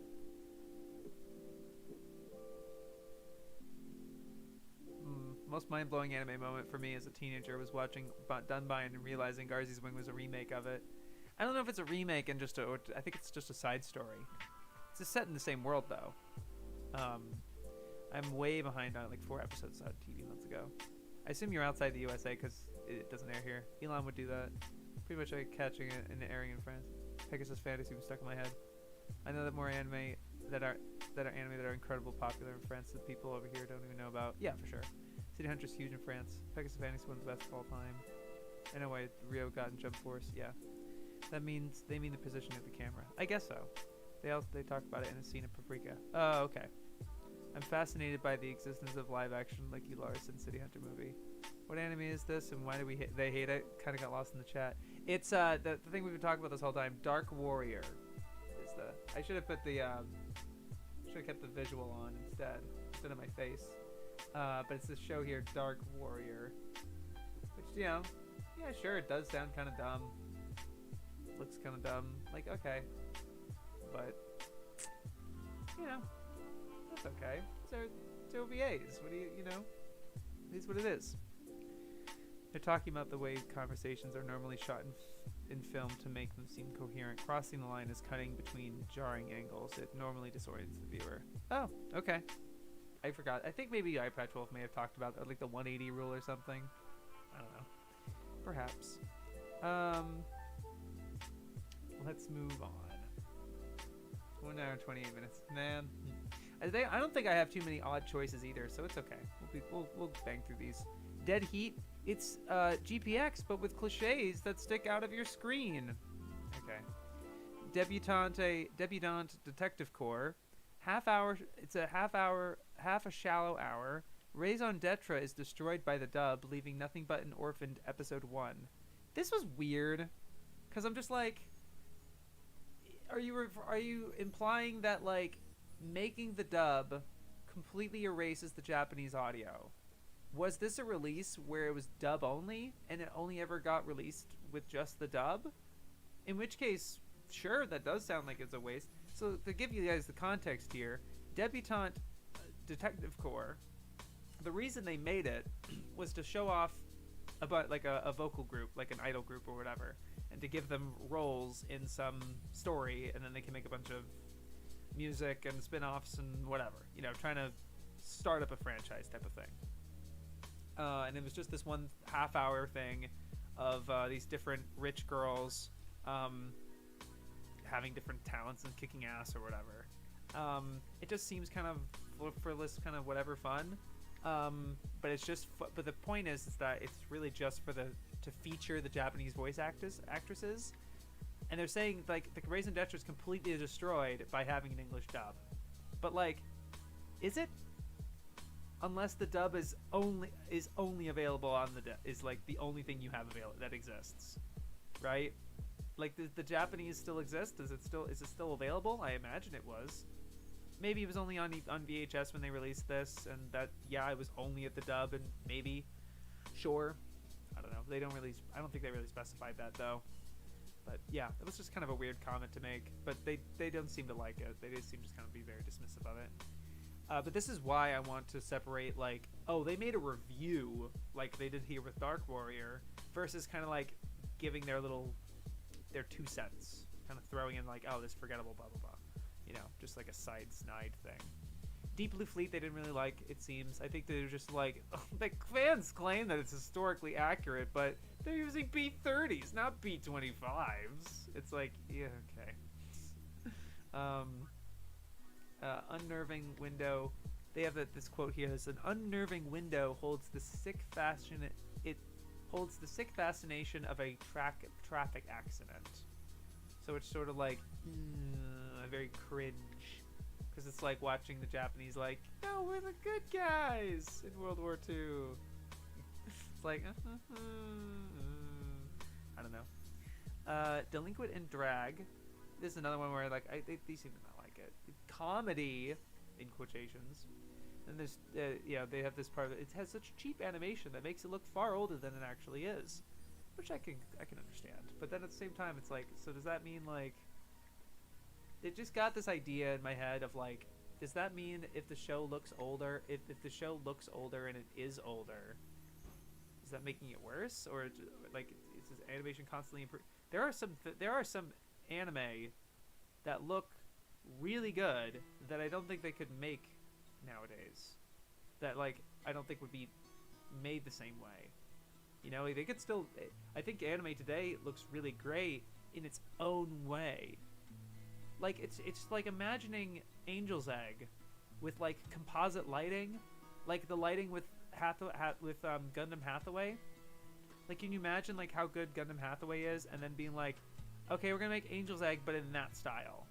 It's like, I don't know about that. It's not the same thing, And it would also be the opposite of like Hathaway would look pretty different if it was made in the same time as Char's counterattack. Probably maybe not be as remarkable. It'd be like a Gundam F91 or something, you know? There's no digging here, but that just kind of maybe like showing its like, oh, it looks older than it actually is. Really, like, what is that supposed to mean? Like, what's that implying? To me, at least, it's like, oh no, we're past this Rose of Versailles stuff. like imagine it looked like that, and then it's like, oh, but this was made in the 90s. What is this archaic crap? Or like what? You know? I don't know. I forget what's the name of the World War II anime. Deep Blue Fleet. Deep Blue Fleet. Let's look it up.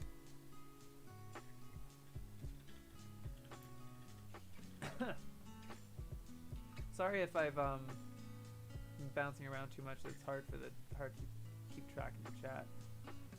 I don't know where it is. Deep. Let's find the Konpeki. Okay, Konpeki.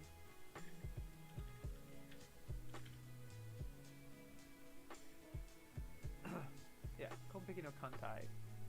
Yep, that does certainly seem like a stuffy war series. Very cool. Yeah, it's not listed as... there it is, Deep Blue Fleet right there.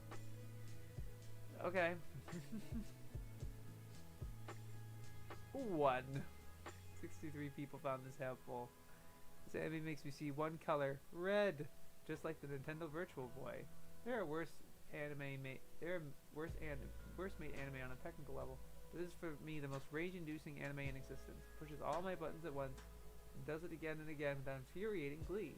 It is a historical fiction featuring terrible understanding of history, military strategy, logistics, and anything that makes historical fiction interesting. It also is the most insanely nationalistic, militaristic, and virtually virulently racist series to possibly ever exist. Damn. This is like a horribly written cartoon version of the Turner Diaries. Japan takes over the world and enslaves or kills all non-Japanese, which we the audience are supposed to cheer and possibly jerk off to. I feel like they would have mentioned... I feel like the anime... Not to say that the anime encyclopedia is like the the law or something, but like if it was this bad, takes over the world, enslaves and kills all non-Japanese, we in the audience supposed to cheer, possibly jerk, like that bad, they probably would have mentioned it. Is it that bad? What I'm about to describe is my opinion on the single worst anime of all time. Plot 1 out of 10. The plot's a 1 out of 10. I can't even fucking describe everything that's wrong with it. It sucked. It sucked at Land War. I'm sorry to dunk on this guy. He can have his opinions. 10 out of 10. It's just really funny. But these other ones. It's because it has at long last been being subbed. Wait. Did this guy not watch it subtitled? Did he not watch it? I guess he knows Japanese? Wait, it's at long last being subbed. Wait. That's just kind of funny. I don't know what's going on, man. What a weird situation. It's a pretty long OVA too. 32 episodes. Wow. I think every decade has its own unique style. I wonder what this decade will bring. I know. Hopefully more like Heike. If it looks more like Heike Monogatari, I'm here for it. I do hate when people refuse to watch a show because it's old. Animation ages better than something like the NES. Deep Blue Flute makes me think of Z-Pang. Yeah. Isn't that what the Creative Blue Sub... Isn't that from the Creative Blue Sub number 6? Perhaps. I don't know. Wow. Literature nerd is very hyperbolic now reviewer. Oh, I see. Does he know Japanese? Do they know Japanese, I mean? The reviewer is a known elitist. He tends to be over-exaggerated in anime's flaws. I see. Fun. Good times. Oh, man, what a good time. We're having a good time on the stream. I hope everyone's having a good time as well. Um, like that's that, I guess. Delinquent and Drag, Demon City Shinjuku. They hated Demon City Shinjuku. What the fuck? Look, I like Wicked City a lot more than Demon City Shinjuku. I understand. I get that it's not as compelling, but to say it's passionless, perfunctory, and like the staff was on autopilot, no, no, no. I on a purely on a production level, I do think it's on the same level as Kawajiri's other work. Like it's pure like Kawajiri's whole work is so rock solid consistent. Like you could say something about like the quality, like oh I didn't like Highlander's story or something, but like Highlander still looks pretty good. And you could also say like about Lensman, but like Lensman is probably was kind of a project most like out of his control, I imagine, because it's this other property or something.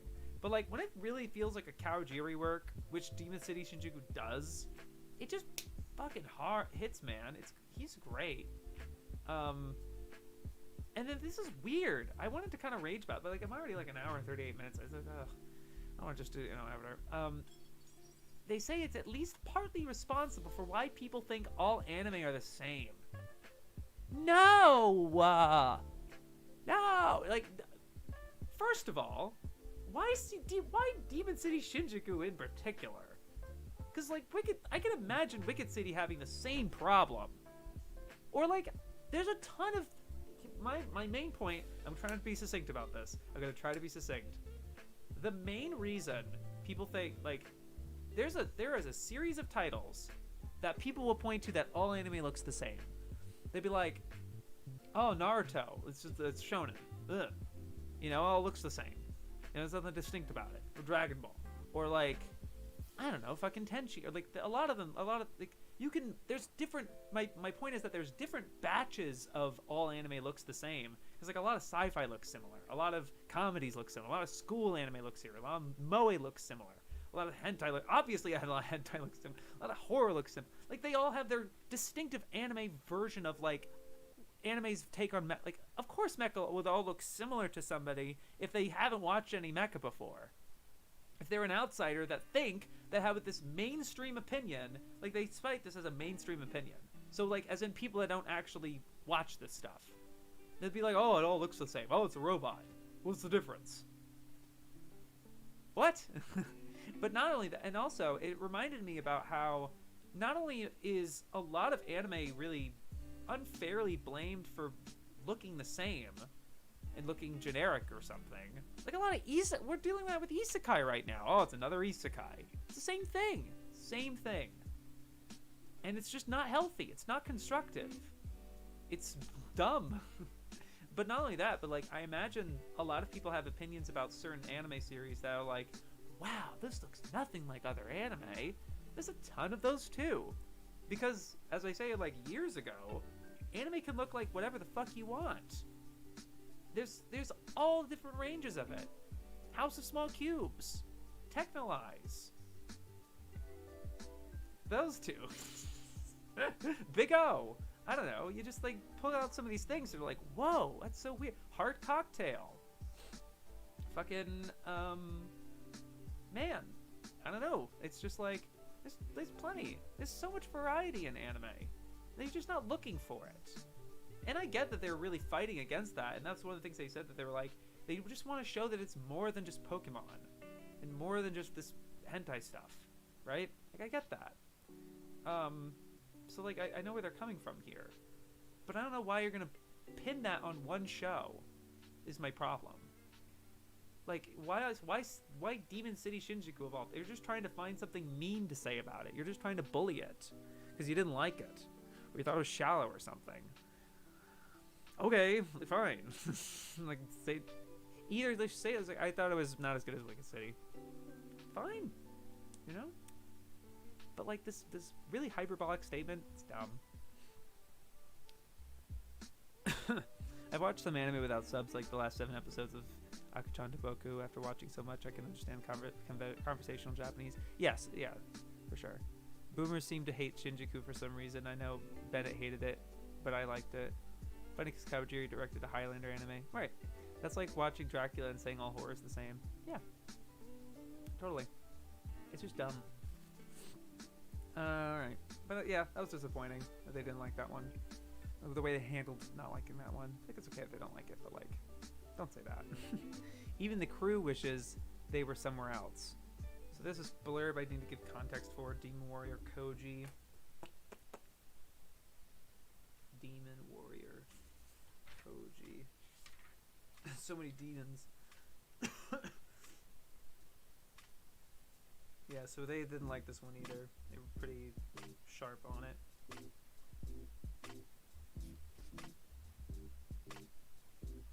Director Urata even teases his audience, framing one scene as a flashback of his own ninja resurrection, only to reveal that it is one of the films for which Koji is performing stunts. In other words, even the crew wish it was something else. No?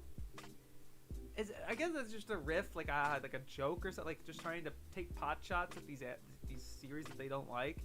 I get it if you really want to like roast this anime or something, but I don't know if this is really the place for that.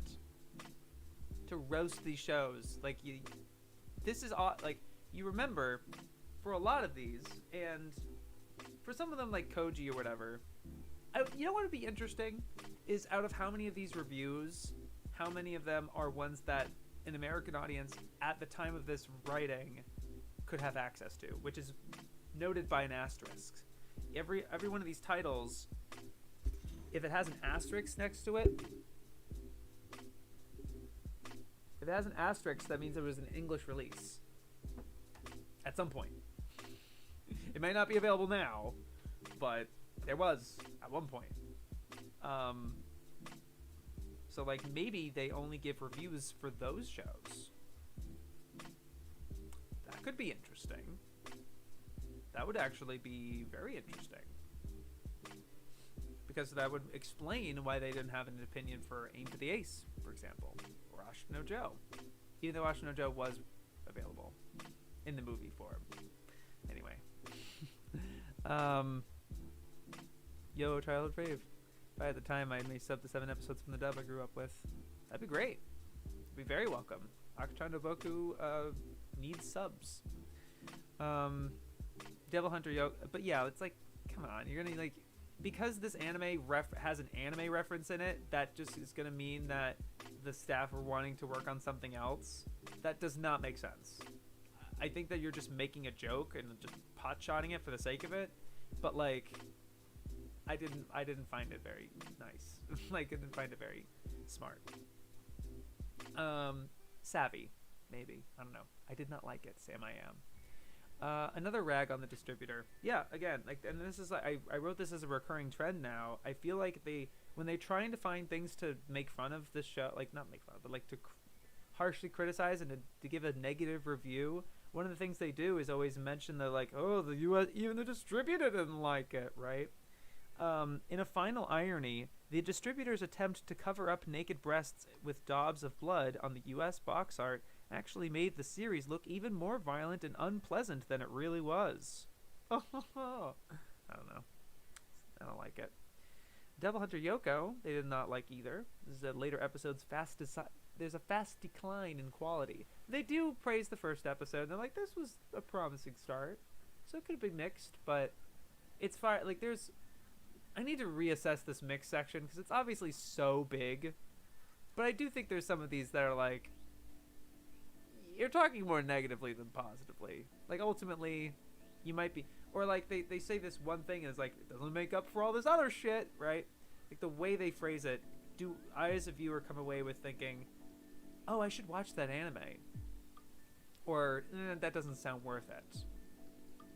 A really truly mixed opinion is like, wow, that's interesting. It could be one or the other. I could fall either way. That's interesting. Maybe I'll check it out. You know? Oh yeah, Devil Hunter Yoko. Digichariot, I just put as negative. They don't talk about the core series, but like later in the 3rd edition, in the new paragraph where they're talking about like these specials and spin-offs and things like that in the remake. This is a 2003 series as well. They have this little blurb of like, it offers little plotting or intelligent scripting, just childlike candy floss characters selling merchandise. By intelligent scripting, are they expecting DigiCarrot? Like this show, like if you guys don't know what DigiCarrot looks like,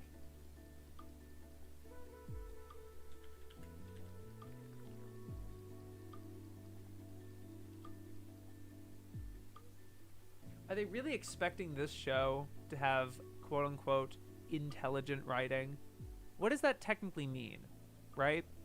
By intelligent, are you expecting them to like have like nuanced or like philosophical thought, like conventional intelligence, or perhaps there is a form of intelligence on finding the right words or finding the right characterization that appeals to the audience?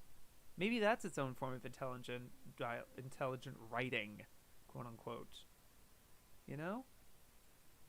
You say intelligent writing. Could you possibly, do you mean like conventional wisdom, or do you mean perhaps like cleverness and stuff? I don't know. There could be a difference, and they could probably explain the difference to me. Yeah, they seem to not like it, predictably. Oh, no. I only watched Akton Naboku for the first time a few months ago. Quite liked it a lot. Yeah, it seems great. Honestly, this book could turn away potential anime fans with how negative it is. One could say. One could argue. There is a fair deal of positivity. But I don't know how... The reason I'm counting quantitatively how many positive and negative reviews there are, and mixed ones, is to get that balance. That, like, here is the legitimate... This book is 50% not opinion. Like, how many of these articles, they don't give their opinion at all. I can't say this is 50% positive, 50% negative based on just those reviews, because a lot of them don't have reviews or their opinions, right? So this book is 60% neutral, for like 30% negative, 20% whatever.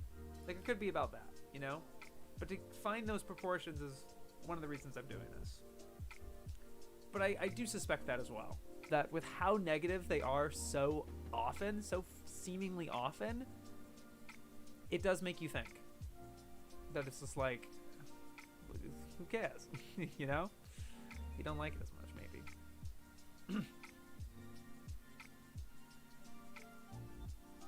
Digital Devil Story, yeah, they thought it was an inferior horror story. That's it. They didn't really say much else about it. And then Dirty Pair Flash. This was so annoying, because they don't give their opinion about Dirty Pair, but they give their opinion on Dirty Pair Flash? On anything Dirty Pair, by the way. Of anything of the original Dirty Pair. TV series, OVAs, movie, like Project Eden. I actually was very happy they didn't give an opinion on Project Eden, because I didn't want to hear it. Because I didn't want it to be negative. It's just the risk, the anxiety of like, don't say cringe or shit about my favorite show, please. Please, it hurts. And maybe that's just like, oh, you're tying your favorite show to your personality, or don't take it personally or something. This is my perspective, but like, as wrong as it might be, I do think it's easy to take an opinion like that a little personally, a little bit. If you like this show, and other people don't, the thing that I get into, you must be wrong, or maybe I'm wrong. It creates this tension. I don't like tension. I like when we are having a consensus, I don't want everyone to have the same opinions or anything. Of course, it's boring. But where was I going with this? I don't know. It's just like, from how exposed I've been to their very scathing negative reviews, even just in this reading, Dirty Pair was the last article I read. From how scathing they are in these other things, I don't want to read that sort of thing about a movie that I love. a movie that like I've seen multiple times with multiple people, and I really like. I don't want to hear him talk shit about it like that. I don't want to ingest that into my mental space personally. I don't want it to ruin my mood. That's just. So I would rather them not have a review at all than to have that risk of like, please don't say that. You know, and that sort of thing. That's just my perspective on it, I think. But yeah, they don't like Dirty Pair Flash. Struggles to recreate fun of the original, which like I guess that's a review of the original. But no, they don't explicitly say that in the like it's as if you're taking it for granted or something. Like no, like say it's good then. Like clarify that this is really fun show or whatever. And then contrast that with how much you don't like Dirty Pair Flash or whatever. But like now the whole article, like your only opinion is this negative one. You know? Spools through a line of sports show training cliches. I guess there's like a volleyball tournament at one point. Other sports things too. Sure. Eps 1 is literally burned into my brain. Lol, glad you enjoyed your watch. Yay. Mixed opinions. Too mixed. Beautifully designed Dark Side Blues. Is confused. Has a non-existent ending. There's this one quote that I'm like, huh? The color palette gets progressively cheaper.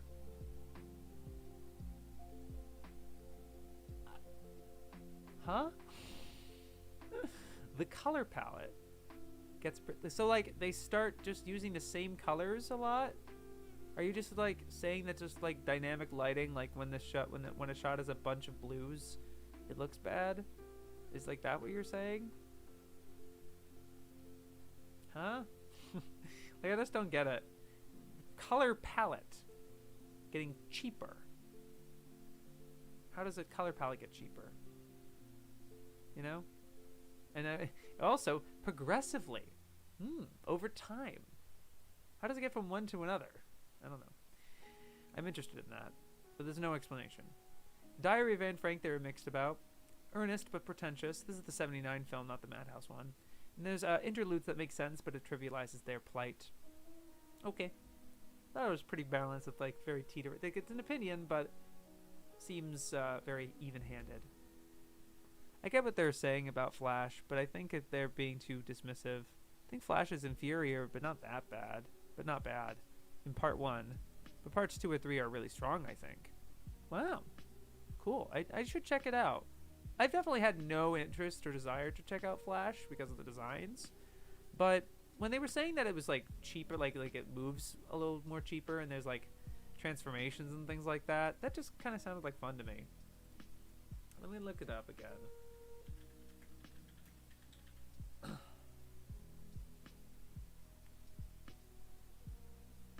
I thought they were more chibi, to be honest with you. I was picturing it. I thought they had more chibi designs, but those are some long legs. They got legs.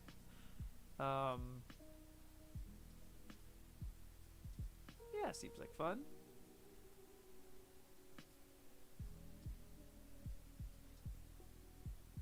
Yeah. Cool. No. Oh, hitting 2 hours. And I'm still I just finished opinions. Oh well, this is me rambling, I guess. We're gonna try to get this to like under 2 hours and 30, I guess. Yeah, it was famous last words. No. Spoilers. They spoil Dan Cougar. They have like decisive final battle. They describe the final battle. Dangaio. The G-Gaio ends with this. Devante Detective Corps. It's a half hour and it feels like they describe the entire plot and then they give away what happens at the end. Like, oh, it turns out it was this the whole time or something. It's like, okay. Just Deep Blue Fleet, they describe the ending. Demonic Liger, eventually they win as if you couldn't guess. That was so insulting. I was like, what a fucking spit in the face. You're fucking kidding me with this? I gotta read this. It's so short. The entire article is so fucking short. It's one of the shorter ones. Ugh. Demonic Liger. Bold Earthmen in suits of bio-armor hold off an alien invasion in a series created by Devilman's Go Nagai for the Gundam Studio Sunrise. Eventually, the good robots, Riger and Dolgar, are heavily damaged but still defeat the evil robot Drago. As if you couldn't guess. Sheesh! What kind of attitude is that? Like, what the fuck? It's 42 episodes. It's not US, so it doesn't have an asterisk. Did you watch this show? Did you just assume that that's what happens? You just skip to the end and that you just like look, you literally just like maybe like watch the first episode and the last episode, and you're like, oh, at the end this happens. Yeah, I couldn't have guessed that. That's not about what happens at the fucking end. It's watching the show. It's enjoying the character interactions. It's enjoying the setting and the how cool the robot is, the music and the voice like the experience of watching this fucking show. Who fucking cares if that's how it ends? And that's it. Duh. What the fuck? I don't even know shit about this show. I don't give a fuck about this show. I don't want any anime to be treated like that. You know what I mean? I'm not trying to be like, I don't know if I'm on like a righteous crusade. Like, I don't know if I'm being like, I feel like I'm like white knighting or something. Maybe I am. I just wouldn't want anything to be, any art to be treated like that. That's just not how I see it. I don't know. Sheesh. I found it funny how Dirty Pair has the very 80s design sense and Flash has a very 90s. Yeah, right? And it's like, no, it's too bad they didn't do that for the 2010s and 2000s and 2010s. They could. I mean, fucking Urusei Yatsura is coming back. Why not? Probably not, because Dirty Pair is not as profitable as fucking Urusei Yatsura. I think when I think of 80s anime aesthetic, I think of Dirty Pair. When I think of 90s, I think of Flash. Yeah. And I find it funny how dirty is. Yeah, it's funny. Also, the episode where Kay saves a little kid and this serves one little in the show in part 3 is the best of Flash. Yeah, cool. I wish they wouldn't give their opinions in something they called an encyclopedia. Yep, it's kind of ultimately the rub. But I was thinking about it as I was reading it. It does make it more interesting. If it was just a bunch of like information, how would I be doing this right now? You know? I think there's something to be said about that. It does make it very entertaining when they have this stuff. I'll give them that. Despite a lot of the downsides it's gonna have it. Devil Hunter Yogo, they spoil. There seems like too much detail in the story. There's this one part that like, and then this happens, and it's like that seems pretty extreme to reveal. I don't know. So if you guys don't know about Devilman, Ryo, the antagonist Ryo, his buddy, things happen later on. He turns out to be this thing, and they spoil that in this. It's like I don't know why. It wasn't really warranted, especially because they're talking about the 80s OVA where it doesn't even get to that part of the story. And I'll talk about odd choices right now. There's something about Devilman that's interesting. A couple things. Let me get to that one. Devilman. They don't seem to know that the OVA is adapting the original manga. Like the article for Devilman, all they do, it's fairly long. What they do is they describe the 70s TV show, and then they're like, how did it come to be? Of like, they were gonna do this other Gonagai work, and then he's like, no, you should do this one instead. And he was like, this Devilman thing that he was working on.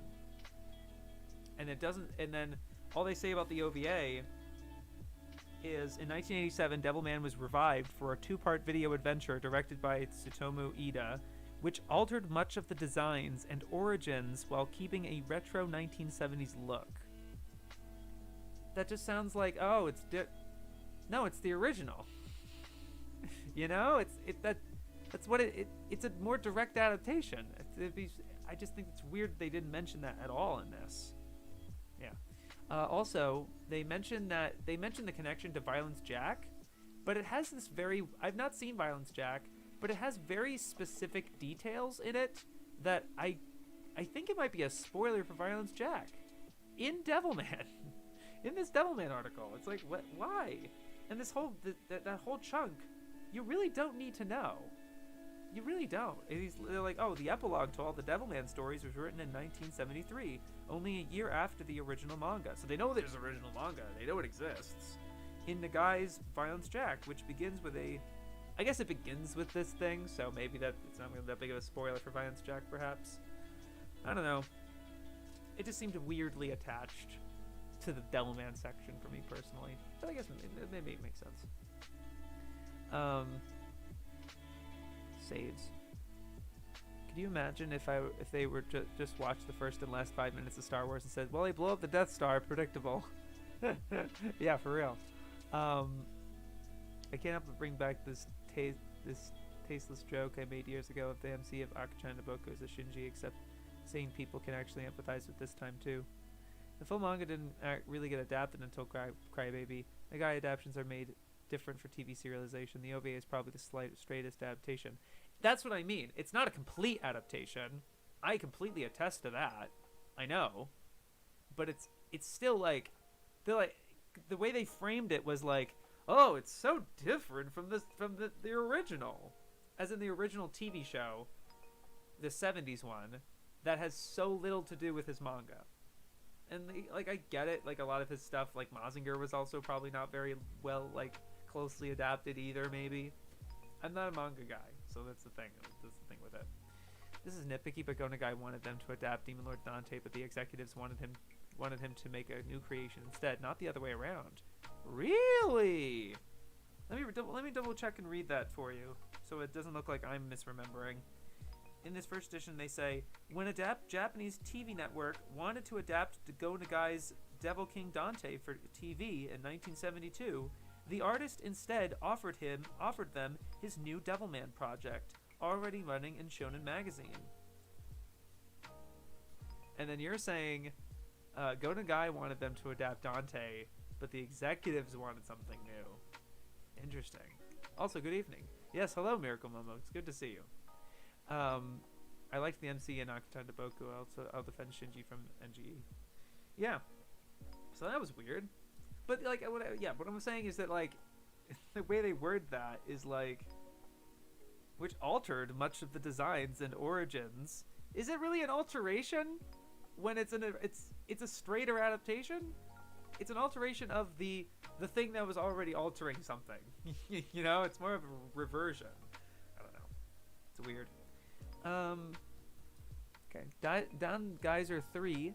Virus is Obari, as in Masami Obari. Like, I just thought it was weird. I think it's because they really like. I think I saw someone in a later article that like the superior Virus, like he did this better in Virus or something. It's probably something they really like, so that's why they're gonna be like, oh, it's the guy who made Virus, because Virus is really good. But like, Masami Obari is. I guess there's other things that you can probably like. Oh, I don't know. I just think Virus is not the kind of thing I would first pick out. And then it's like, oh, what would I pick out? That's the problem. I'm not much of a Masami Obari guy. I know him more as an animator, and we're doing like the Obari pose, but like Masami. Oh my God! Give me the Masamune-kun's Revenge. Like, dude, no. There it is. Jeez Louise. Let me Angel Bed Punish. Director, the Gao Kaiser. Like, it's a lot of random stuff. Gravion. Huge in Dan Geyser, which is Virus. Wait, what did he work on in Virus? This is not this new Mal thing where they fucking sorted by title. Oh my God, sorted by fucking title. Or like by other things. There it is. Virus. Buster Surge. Okay, yeah, he worked on a fair deal of that stuff. I don't know, he just did a lot. He's done a lot of stuff, you know what I mean?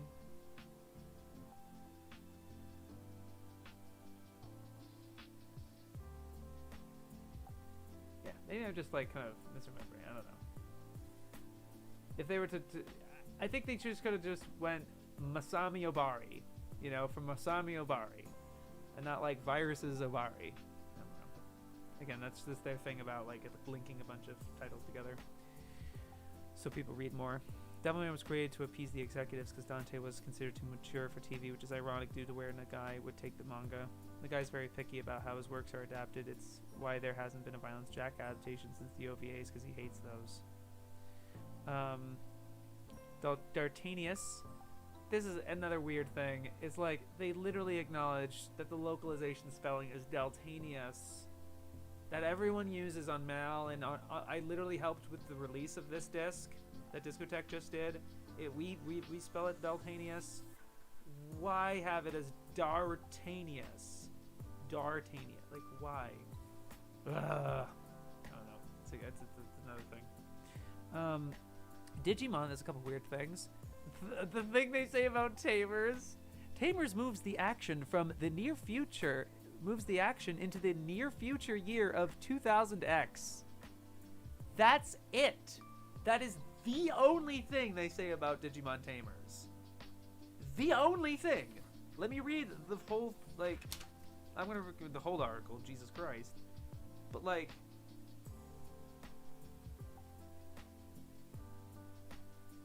a third series, renamed Digimon Tamers, began in April 2001, moving the action into the near future year of 2000X. Optioned for US release in the post-put. They did. That's all they talked about with fucking Tamers. It's hilarious. It's hilarious. They also mentioned that Hosoda directs War Game, but they don't mention that he directs the pilot.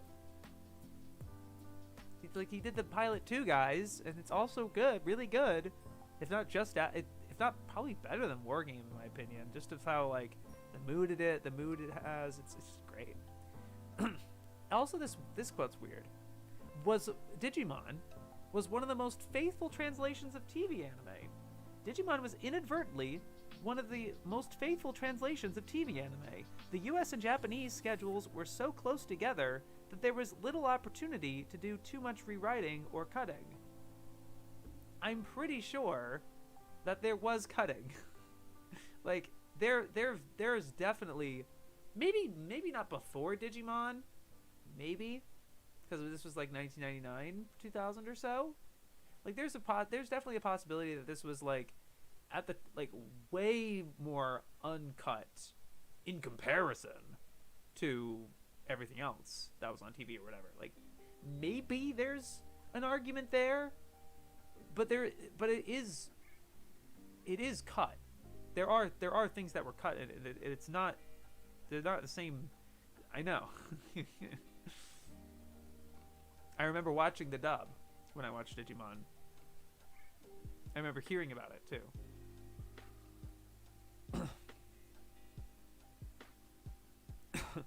Obari, it's a pretty good video game anime. The fact they don't suck is a big plus. Obari is huge in Mecha. Don't know why you had to pick out Virus. I'd say Dankuga or Brave series Obari.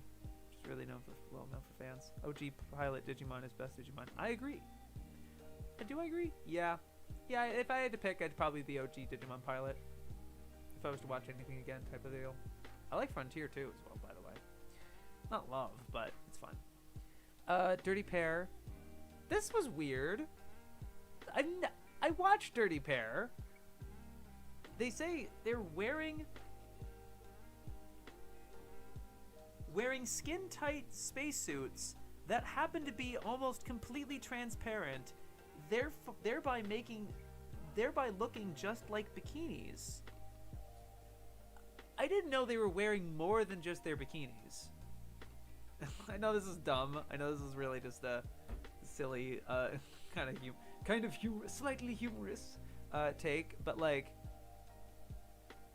Project Eden, Dirty Pair Project Eden, is a scene where they take a bath.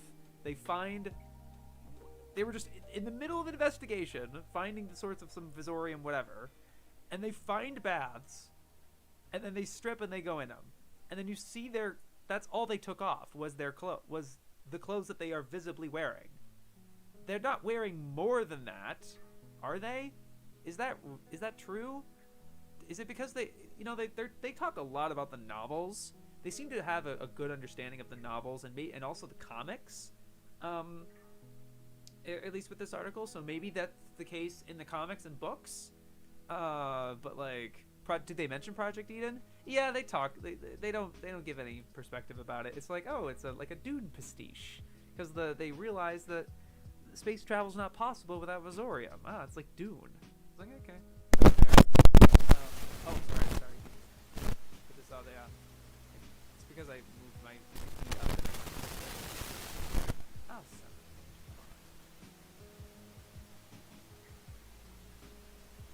Are you good? Are you good?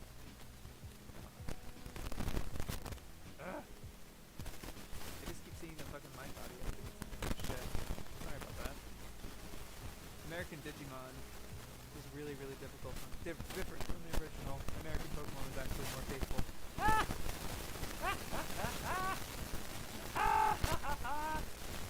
I don't know. It's been a while since they project we did. No, I know. I've seen that movie a lot, many, many times. You just see their bikinis and their gloves and whatever get like tossed to the side, and they're just naked. And then the rest of the movie they don't have their clothes because the alien attacks them in the middle of that scene. So they dash out of there and they don't even have those outfits most of that movie. Like what are they wearing the spacesuits as well as the man cloth? I don't know. Right. Sure. It's ironic since boys get Pokemon. Yeah. I don't think they're just joking. With the edge of the skip face and stuff? I don't think so. It's surprising to me. Hey, Yuri, World Welfare Workforce Association.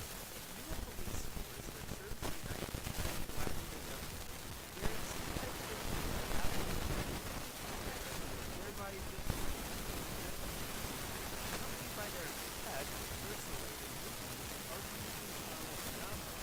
the girls are sent on missions that often end in massive incidents of black women, resulting in the unlikely of their dirty tale. Weird place to put the photo joke, right? Why is my audio like that now? Fix it! No! Sorry, my audio is crap now.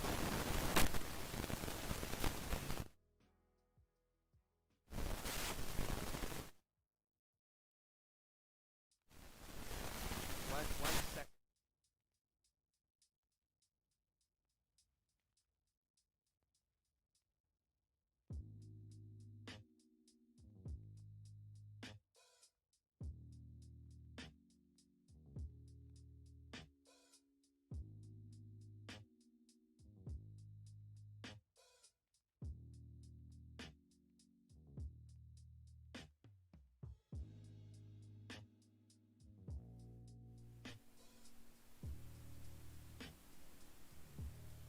Okay.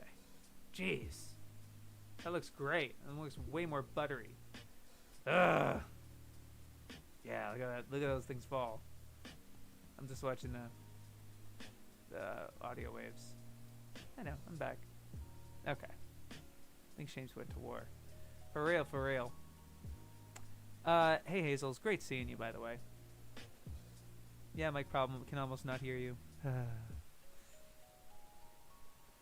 Yeah, like, wow, these women are in space and aren't wearing clothes or spacesuits that you would logically need to have when you're in space. I know. Well, like, that's the fun thing about it, right? Oh, please repeat what you just said. Yeah, I'm just trying. I was playing around with it. No, but, like, it was the thing with 30 Pair that, like, they gave this whole synopsis, and then they include that bikini line in there, and it's like, is that real? Are you memeing? I don't think you're memeing. If you're not memeing, then like, wait, is that right? And the thing is, I think they know more. I think they know more about it because they're very intimate with like its origins, with like Crusher Joe, and the novels, and apparently this comic book series that I don't think I knew about. There's like a U.S. There was literally a Dirty Pair comic book in 1988. The duo's greatest impact on the U.S. market came in 1988 with the publication of the first of many American Dirty Pair comics produced by Torrin Smith and Adam Warren. I've never heard of this before. It's interesting, but it led it to they end their big section on Dirty Pair with this: Dirty Pair's most successful incarnation abroad remains the U.S. comic rather than the anime that inspired it. Obviously, I'm very I'm much more of like an anime guy, and that's my thing or whatever. So like obviously, like, but there's no way the anime wasn't bigger than you. Everyone knows the anime. Like I get it. It's not. I think Dirty Pair thought that was popular, although it did just get a very, very successful crowdfunding campaign that I don't think it had anything to do with the comic. I don't know if it mentions the comic. Maybe it had comic bonus or something. But like, the anime is at least popular enough to get that really good Kickstarter to dub the rest of the show. You know? Dirty Pair is just fun sci-fi. I agree. I like Dirty. I love Project Eden. The show's okay. The show's fine. The OVAs are okay. Dirty Pair is Project Eden is one of my favorite movies. I think it's my second favorite anime movie. Period. It's close. Number one is always Nausicaa, but then 2, 3, 4 is always kind of a mix of like Castle Cagliostro, Dirty Pair, Project Eden, and I'd honestly say Ongaku as well. Ongaku is amazing. Yeah, that is all the weird choices that I found, and I didn't go over the good ones, which is usually in opposite order. I actually really like their Dangai. That's the one. It's their Dangaio article. It seemed to have a lot of information. It was interesting. This is 180. It's just funny. Demon based, and I was also I liked their demon based invasion article. It had this really interesting, crazy note about it. Let me read that. Demon beast.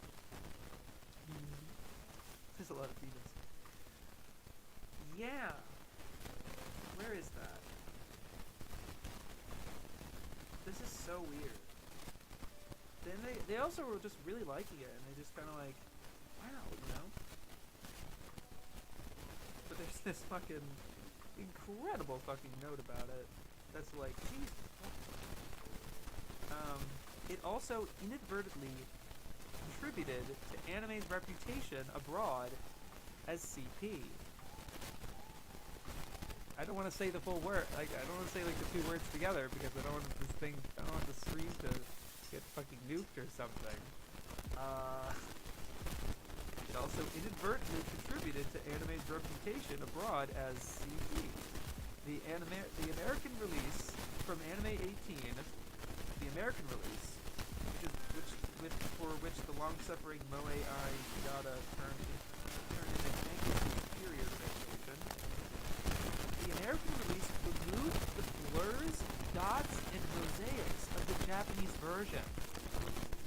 Although the original animators had never intended the images to be seen uncensored. First of all, I didn't even know that they would even animate something under there. You know, like, I'm not like I'm not really a watcher of hentai at all. I really don't. Like, the thing I've seen closest is like Belladonna Neck.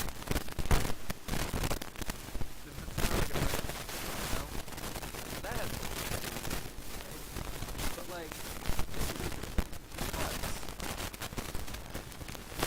they never intended to be seen uncensored. The photos revealed are thus improperly drawn, devoid of hair or distinguishing marks, and give the false impression that all the sexually active characters are underage.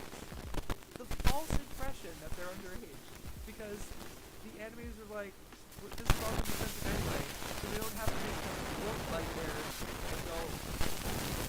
You know what I mean? That's crazy. Audio again. I didn't do anything that time. I didn't even move my fucking feet. What did I do, dude? Come on. I'm sorry.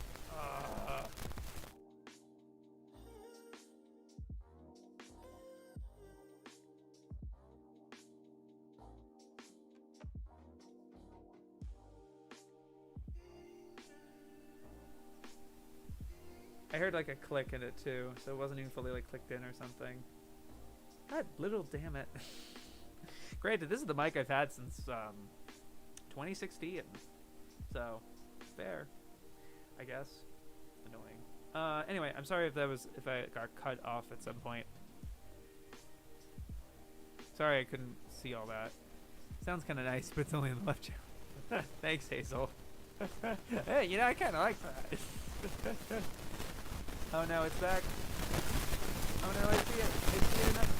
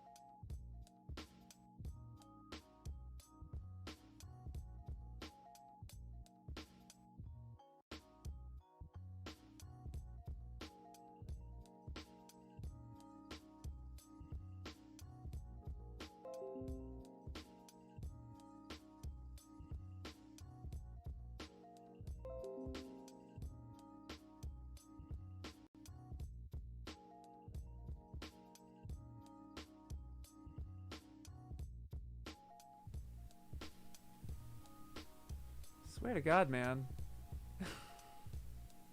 You gotta stop doing that. It's not cool, man. Granted, I guess I've been going for a while. Alright, gotta stop. Gotta wrap it up. Gotta wrap it up. I don't know if I can do any open readings. It's this fucking mic thing, and also I'd like to visit Cineclinic. I believe he's streaming right now. Let me double check. I'm not gonna do that there.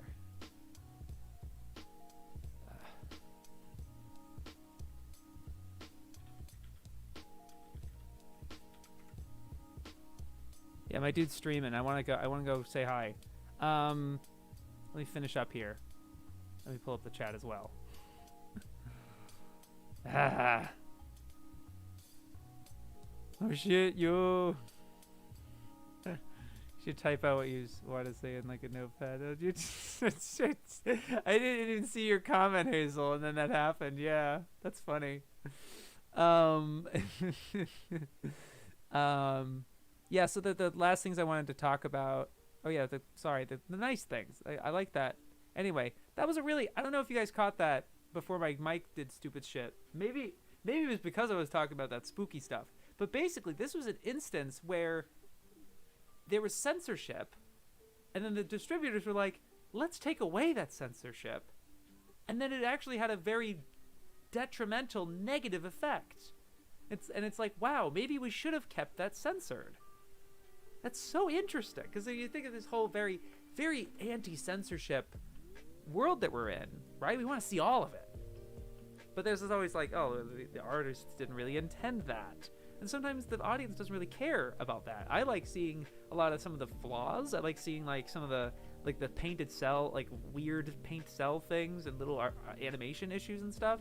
I like seeing that because it makes it seem like a human made this, right? I like that personally. But this is an instance where like censorship was actually detrimental. Not censorship. Taking away the censorship was detrimental, because it ended up creating this like fear of like this very false impression that's horrible. It's really bad of like thinking the characters are underage. Been listening to the 2 stream stuff. You cheater! I'm so jealous. Can you read their take on Touch? Can you do it next time though? You can do it next time though. I will do Touch. I got 4 minutes. I got a little bit more time. But titles I'm now interested in: Da Da Da, Dark Cat, Dark Myth, Dark Knight's Drama, and Devil and the Princess. I've not looked up any of these, but when I read them, either the synopsis or how they described them, I was like, this is really cool. And I would not have heard of them otherwise without having been reading all of them. So that was great. I'll probably look into these later or something. I have to definitely look back at all of these and give the explanation to why they're on this list. Some of these I don't remember at all, and I'm just like, why did I like this? And I'd have to go back and read it and be like, oh yeah, you know. And then some more recurrent, yeah. So like, I'm gonna try to start taking account of like okay, they're mentioning Adventure Kid a lot, and obviously, and it's one thing to be like, oh, Pokemon, but like I get why they would bring up Pokemon, right? But Armitage the Third, very specific, very weirdly specific, right? I just want to start like kind of keeping track of that, of like how many of these titles that they can't get out of their mouths. Choice of ordering by localized title leads to lots of confusion and contradictions, as I've said.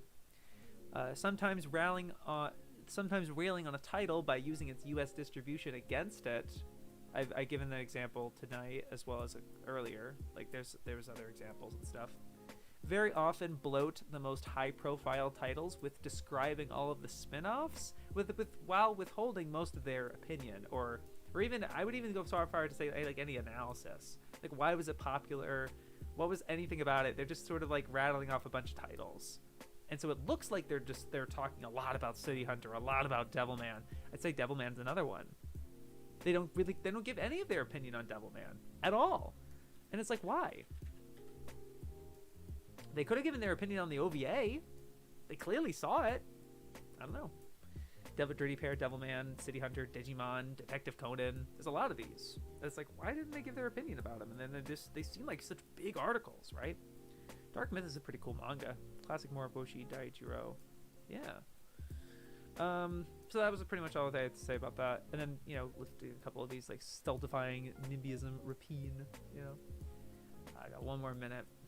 At least according to my recording thing here. But I'll go over 2:30 just to read Touch. Because it'll be months before we, and I could also read it next time. But I don't want to guarantee that next time I'll, QRS. I shouldn't have just looked up Touch because it's 136 results. Okay. It's a fairly big article. When his popular twin brother... Oh my god! Are you kidding me? The first sentence? They spoil Touch in the first sentence. That fucking happens ways into the show. That's not cross game. That's not fucking cross game where that happens in episode 1. There's like this big whatever. I don't want to spoil cross game either. But like at least with cross game, it seems like it's part of the premise, so you have more of an argument. I won't tell you where this happens in the show, but that happens later. Like ways in. Greg, you probably know what I'm talking about. You don't need to spoil it. Like you probably know exactly what I'm talking about. Why the fuck would you fucking spoil that? I'm so happy I wasn't spoiled to that when I watched Touch for the first time. I did not know that was coming. And I'm so happy I didn't know that. But they fucking, in the first fucking, Jesus Christ. I'm so pissed about that. Ugh.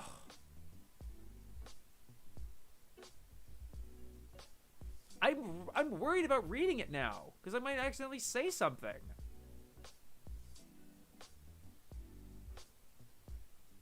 I can't read any of their premise because it's completely predicated on that. A moving and involving story based on 1981 manga by Slow Step creator Adachi. Touch the anime was a huge hit both in Japan, where its rating topped 30%, and in Europe. The series transferred into theaters for 3 movie editions, ending with the team.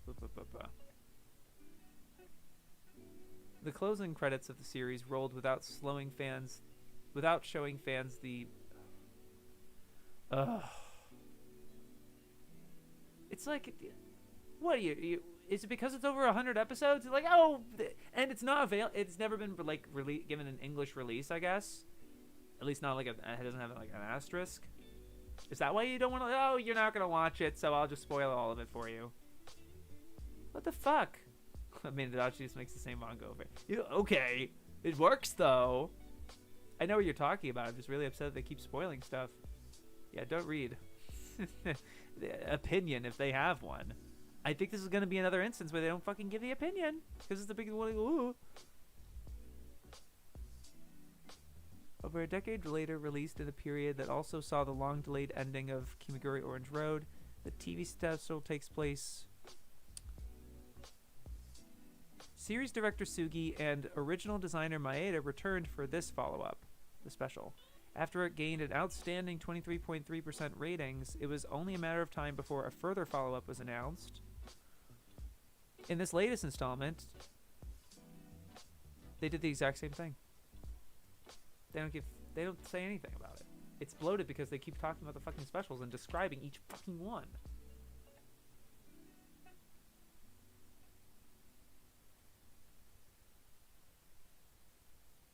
Adachi's baseball manga also reached anime in H2, Miyuki at 9.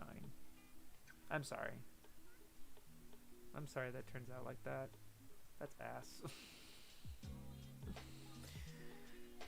That's a rotten place to end the stream. I'm sorry. That sucks. Nobody's gonna watch this. Like literally! Literally! What's wrong with you? I don't think they watched it. I'm pretty sure they probably read the synopsis of each of these specials and that's what they wrote about. Oh, it's 100 episodes. I'm not gonna watch it. But they watch Cross Game and they give a glowing review of Cross Game. Because it's like, it came out in 2008, so obviously they have that.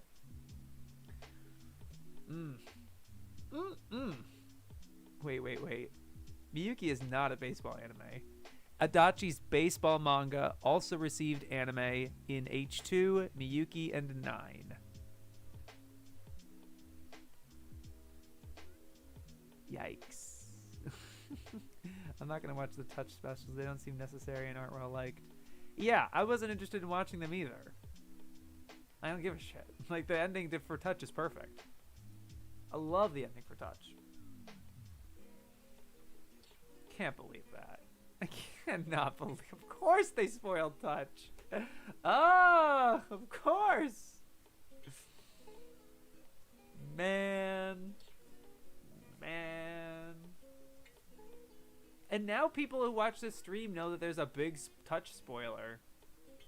That's what's also awful about it. Like, there was no way I could avoid that either. Because I would have to bring up Touch, and then like, oh, the spoilers. Because of my reaction. Like, I almost fucking said it. Maybe I did say it. Ugh. Man. Anyway. Sorry about the end of that stream being really rocky. I want to go check out Cineclinic stuff. You guys check him out as well. You should be subscribed to him if you know what this channel is and you follow me. You should know who Cineclinic is. Go check out his stream. I'm gonna be there in chat probably. Anyway, you guys, I hope you had a good time. Otherwise, yeah, it sucks. Yeah, I hope otherwise you had a really good time. What a reading. What a book. What a book you got here. What a winner. Sheesh. Knowing Adachi, I feel like I can guess, but I don't know. Like, you could easily guess what it is, but you don't know. You don't know the details. And you wouldn't know when either, so. I'm sorry to everyone in the stream for wanting Shaves to read their take on Touch. Oh no, it's not your fault, Greg. Don't worry about it. The fact that, like, because the thing is, if you didn't, I would have gotten to T, and then I would have been like, they spoil Touch. You know what I mean? I probably would have had the same hyperbolic reaction I just did. But you got the enjoyment of seeing it live, or the displeasure of seeing it live. I can't wait to watch that back. Anyway, do you have time for one more? I'm 6 minutes over because the touch article blowed me over, man. Thanks for the stream. It was nice to hang out for a little. You can give me one more though, Fullwood man. You want LGH?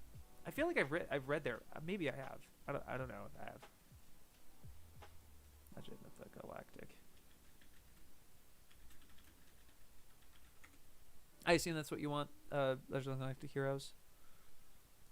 I put Legend of the Galactic and it doesn't show up. Ginga AU. I think it's because they put Legend of Galactic Heroes. What do you mean there's no fucking Ginga?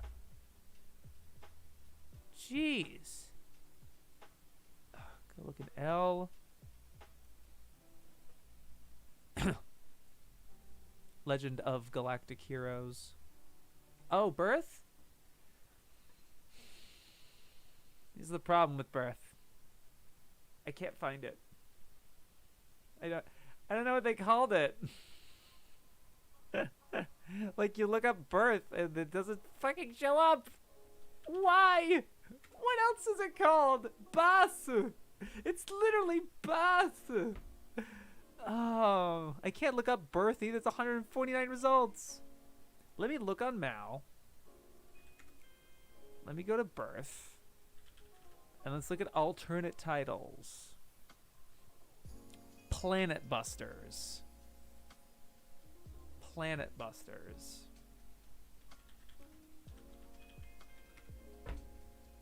This is hilarious. I'm so happy you're having a good time, Momo. That makes me that brightens me up. Planet Chase. There you go. Yeah. I wonder if they'll spoil LGH too. I wonder as well. I wouldn't be surprised. And it's like, oh, what are you spoiling? That would be. There's tiers of spoilers for LGH. There's things that you can spoil in it, and then there's worse things you can spoil in it. It's like, why? That would be so funny. I thought I remember Shaves reading their take on Birth, and they really didn't like it. Yeah, they did. Namu Shirugi, Prince Talon, and his sister Rasa, Jupiter, Princess Rasa, are descended from a race wiped out by the people of the planet Aquaroid, Pandora, who are engaged in a devastating global war with the android Inorganics race. They fall into the company of Bao, Mo, and Kim, Keen, two treasure hunters in search of the mystic talisman. This planet, it seems, is a testing ground to reveal the one destined to become the leader of the Galactic Empire. It is in an arrangement similar to King Arthur and the King Knights of the Round Table. Whoever gets the talisman will become the new ruler. The fight for the talisman is a conflict that begins every cycle of cosmic existence, as factions compete to determine whether the dominant life form throughout the universe will be flesh or metallic. That is such a bad synopsis. Like, I get it. That is probably an accurate synopsis of Birth. But, like, that's just not what you watch it for. That's just not. You could have just been like, Ross is motoring around on this desert planet, and she's chased by organics. And then there's this all, like, why does it have all this fucking detail? Like, I didn't know any of the Princess Planet Aquaroid, and I didn't know shit about, like, because that's not what you watch it for.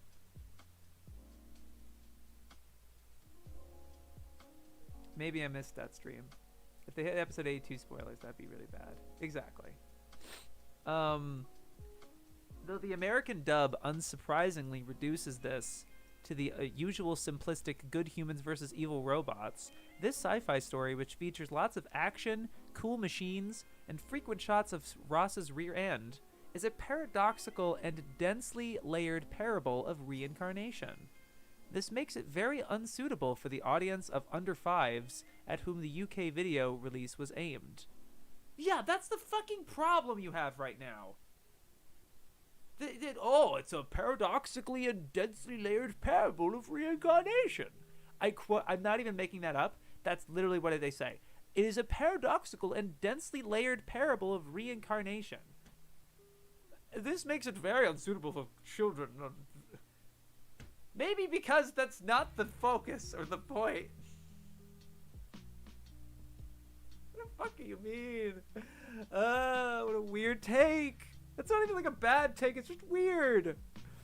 It's very unsuitable for the audience of under fives at whom the UK video release was aimed. And also, like, giving this to kids under 5, those kids are lucky. Man, they get to watch Birth. That's cool. That's cool. I got fucking Winnie the Pooh, and I like Winnie the Pooh. But, like, I got Winnie the Pooh. They got Birth. Dude. those kids under 5, man. Even with the script revamped to minimize the spiritual dimension and make the goal of their quest, the Planet Buster, a secret weapon made by the creator of the universe, who would really own one, right? Who would really need one, right? It still makes no sense, but it's fun to watch. Ending with the destruction of this cycle of existence, and only the four main characters preserved in spirit form, it is liable to have befuddled many a preteen viewer, especially with the finale, when... It's not even that big of a spoiler, doesn't even really matter, but it's at the end, this happens. Made for video but shown in Japanese theaters, a special edition on video includes the 22-minute Baking of Birth documentary. You know, I get why people really not like that one, because they're Kaneda fans. Right? And it's like, why didn't you mention Yoshinori Kaneda? Not even once? Not a single time? He's listed on design, Yoshinori Kaneda for design. And animation, Sadamitsu Shinya is Kaneda is not even credited for animation. They haven't... I'll show you this. Hold on. Dude is not even credited for animation. I'm not even kidding you. Like right there, Planet Busters. It's hard to see because it's such tiny ass text. Director Shinya Sadamitsu, which is true. Script Kaname Pro, which is fair. Yoshinori Kaneda for designs, as well as Makoto Kobayashi. Animation Sadamitsu Shinya, Mutsumi Inamata, Shigenori Kageyama. Did he go under a pen name? What? Did he go under a... What is that? And then no Miso, of course. And then no mention of Kaneda. That's the problem with it, really? Like on a technical... Like on that kind of level? But it's not like... It's not the worst article in this encyclopedia, to be honest with you. I just remember hearing really bad things, but I think it was because of that.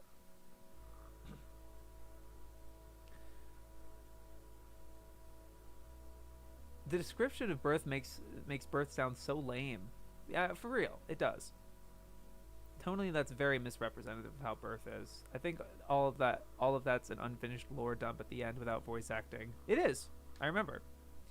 It's just another fun sci-fi bishoujo aesthetic anime like Dirty Pair. I'm glad I misremembered their take. Yeah. Winnie the Pooh's goat. Yeah, because I don't remember him talking about this. Wait, is their take on birth the same across all editions? Probably. Planet Busters. I'd be surprised. That would be really spicy. Planet Busters. I'm just gonna read it.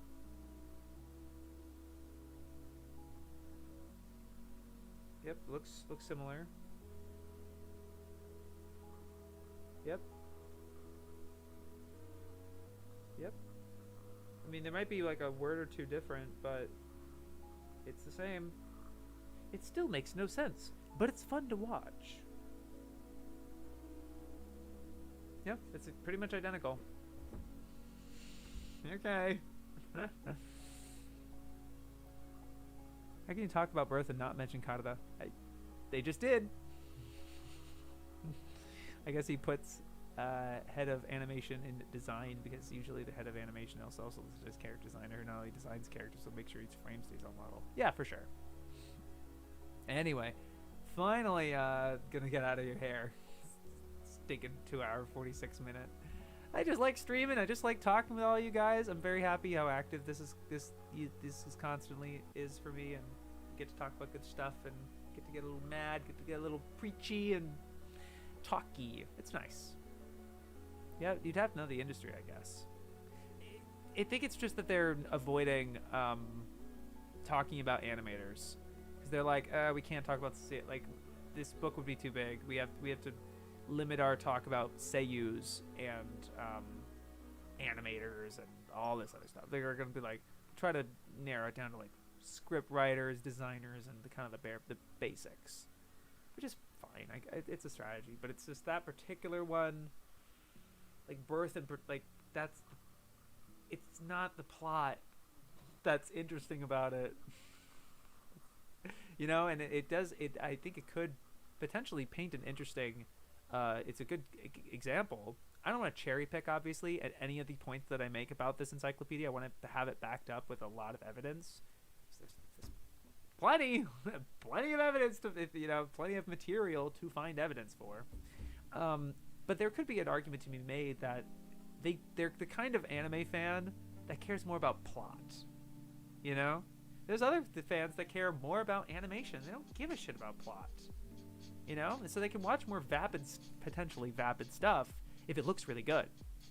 And then if the show has really good plot, they don't care because it looks mediocre or fine, right? Like their prerogatives are different. And any anime, they can have that. They can have that. They can have that they care more about plot. That's fine. But then that creates a bias. And there's bias in this encyclopedia. And so when people know that there's bias, what does that lead to, right? It's just like, I'm not going to trust you on these opinions because I know you don't like these usually. It's like Donkey very firmly not liking any RPGs. No one will listen to his opinion about RPGs because people know he's not going to like it. Even if he likes this one, it's like you've kind of compromised your perspective on this genre by being so openly biased against it, right? Yeah, thanks, mate. I feel like if Miyazaki worked on Birth, they would have mentioned it. Well, if he directed it, then yes. Oh, but you know what? Yeah, if he animated on it, oh yeah. Oh, they absolutely would have. Oh my god. They did it with the Ano, I think. I think with Nausicaa they mentioned his giant warrior thing. I bet they did that. Naushka. Kaze no Naushka. Try not to read all of it. Oh, it's a big one. Thank God. Yay. Ooh. Can't wait to read this article. It's pretty big.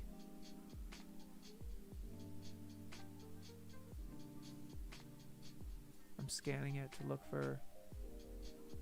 Oh. I don't think so. Oh. Yeah, they have a couple things. The Ohm were animated by a range of techniques, which included cut paper segments. Cool. I don't know if they mentioned Ano.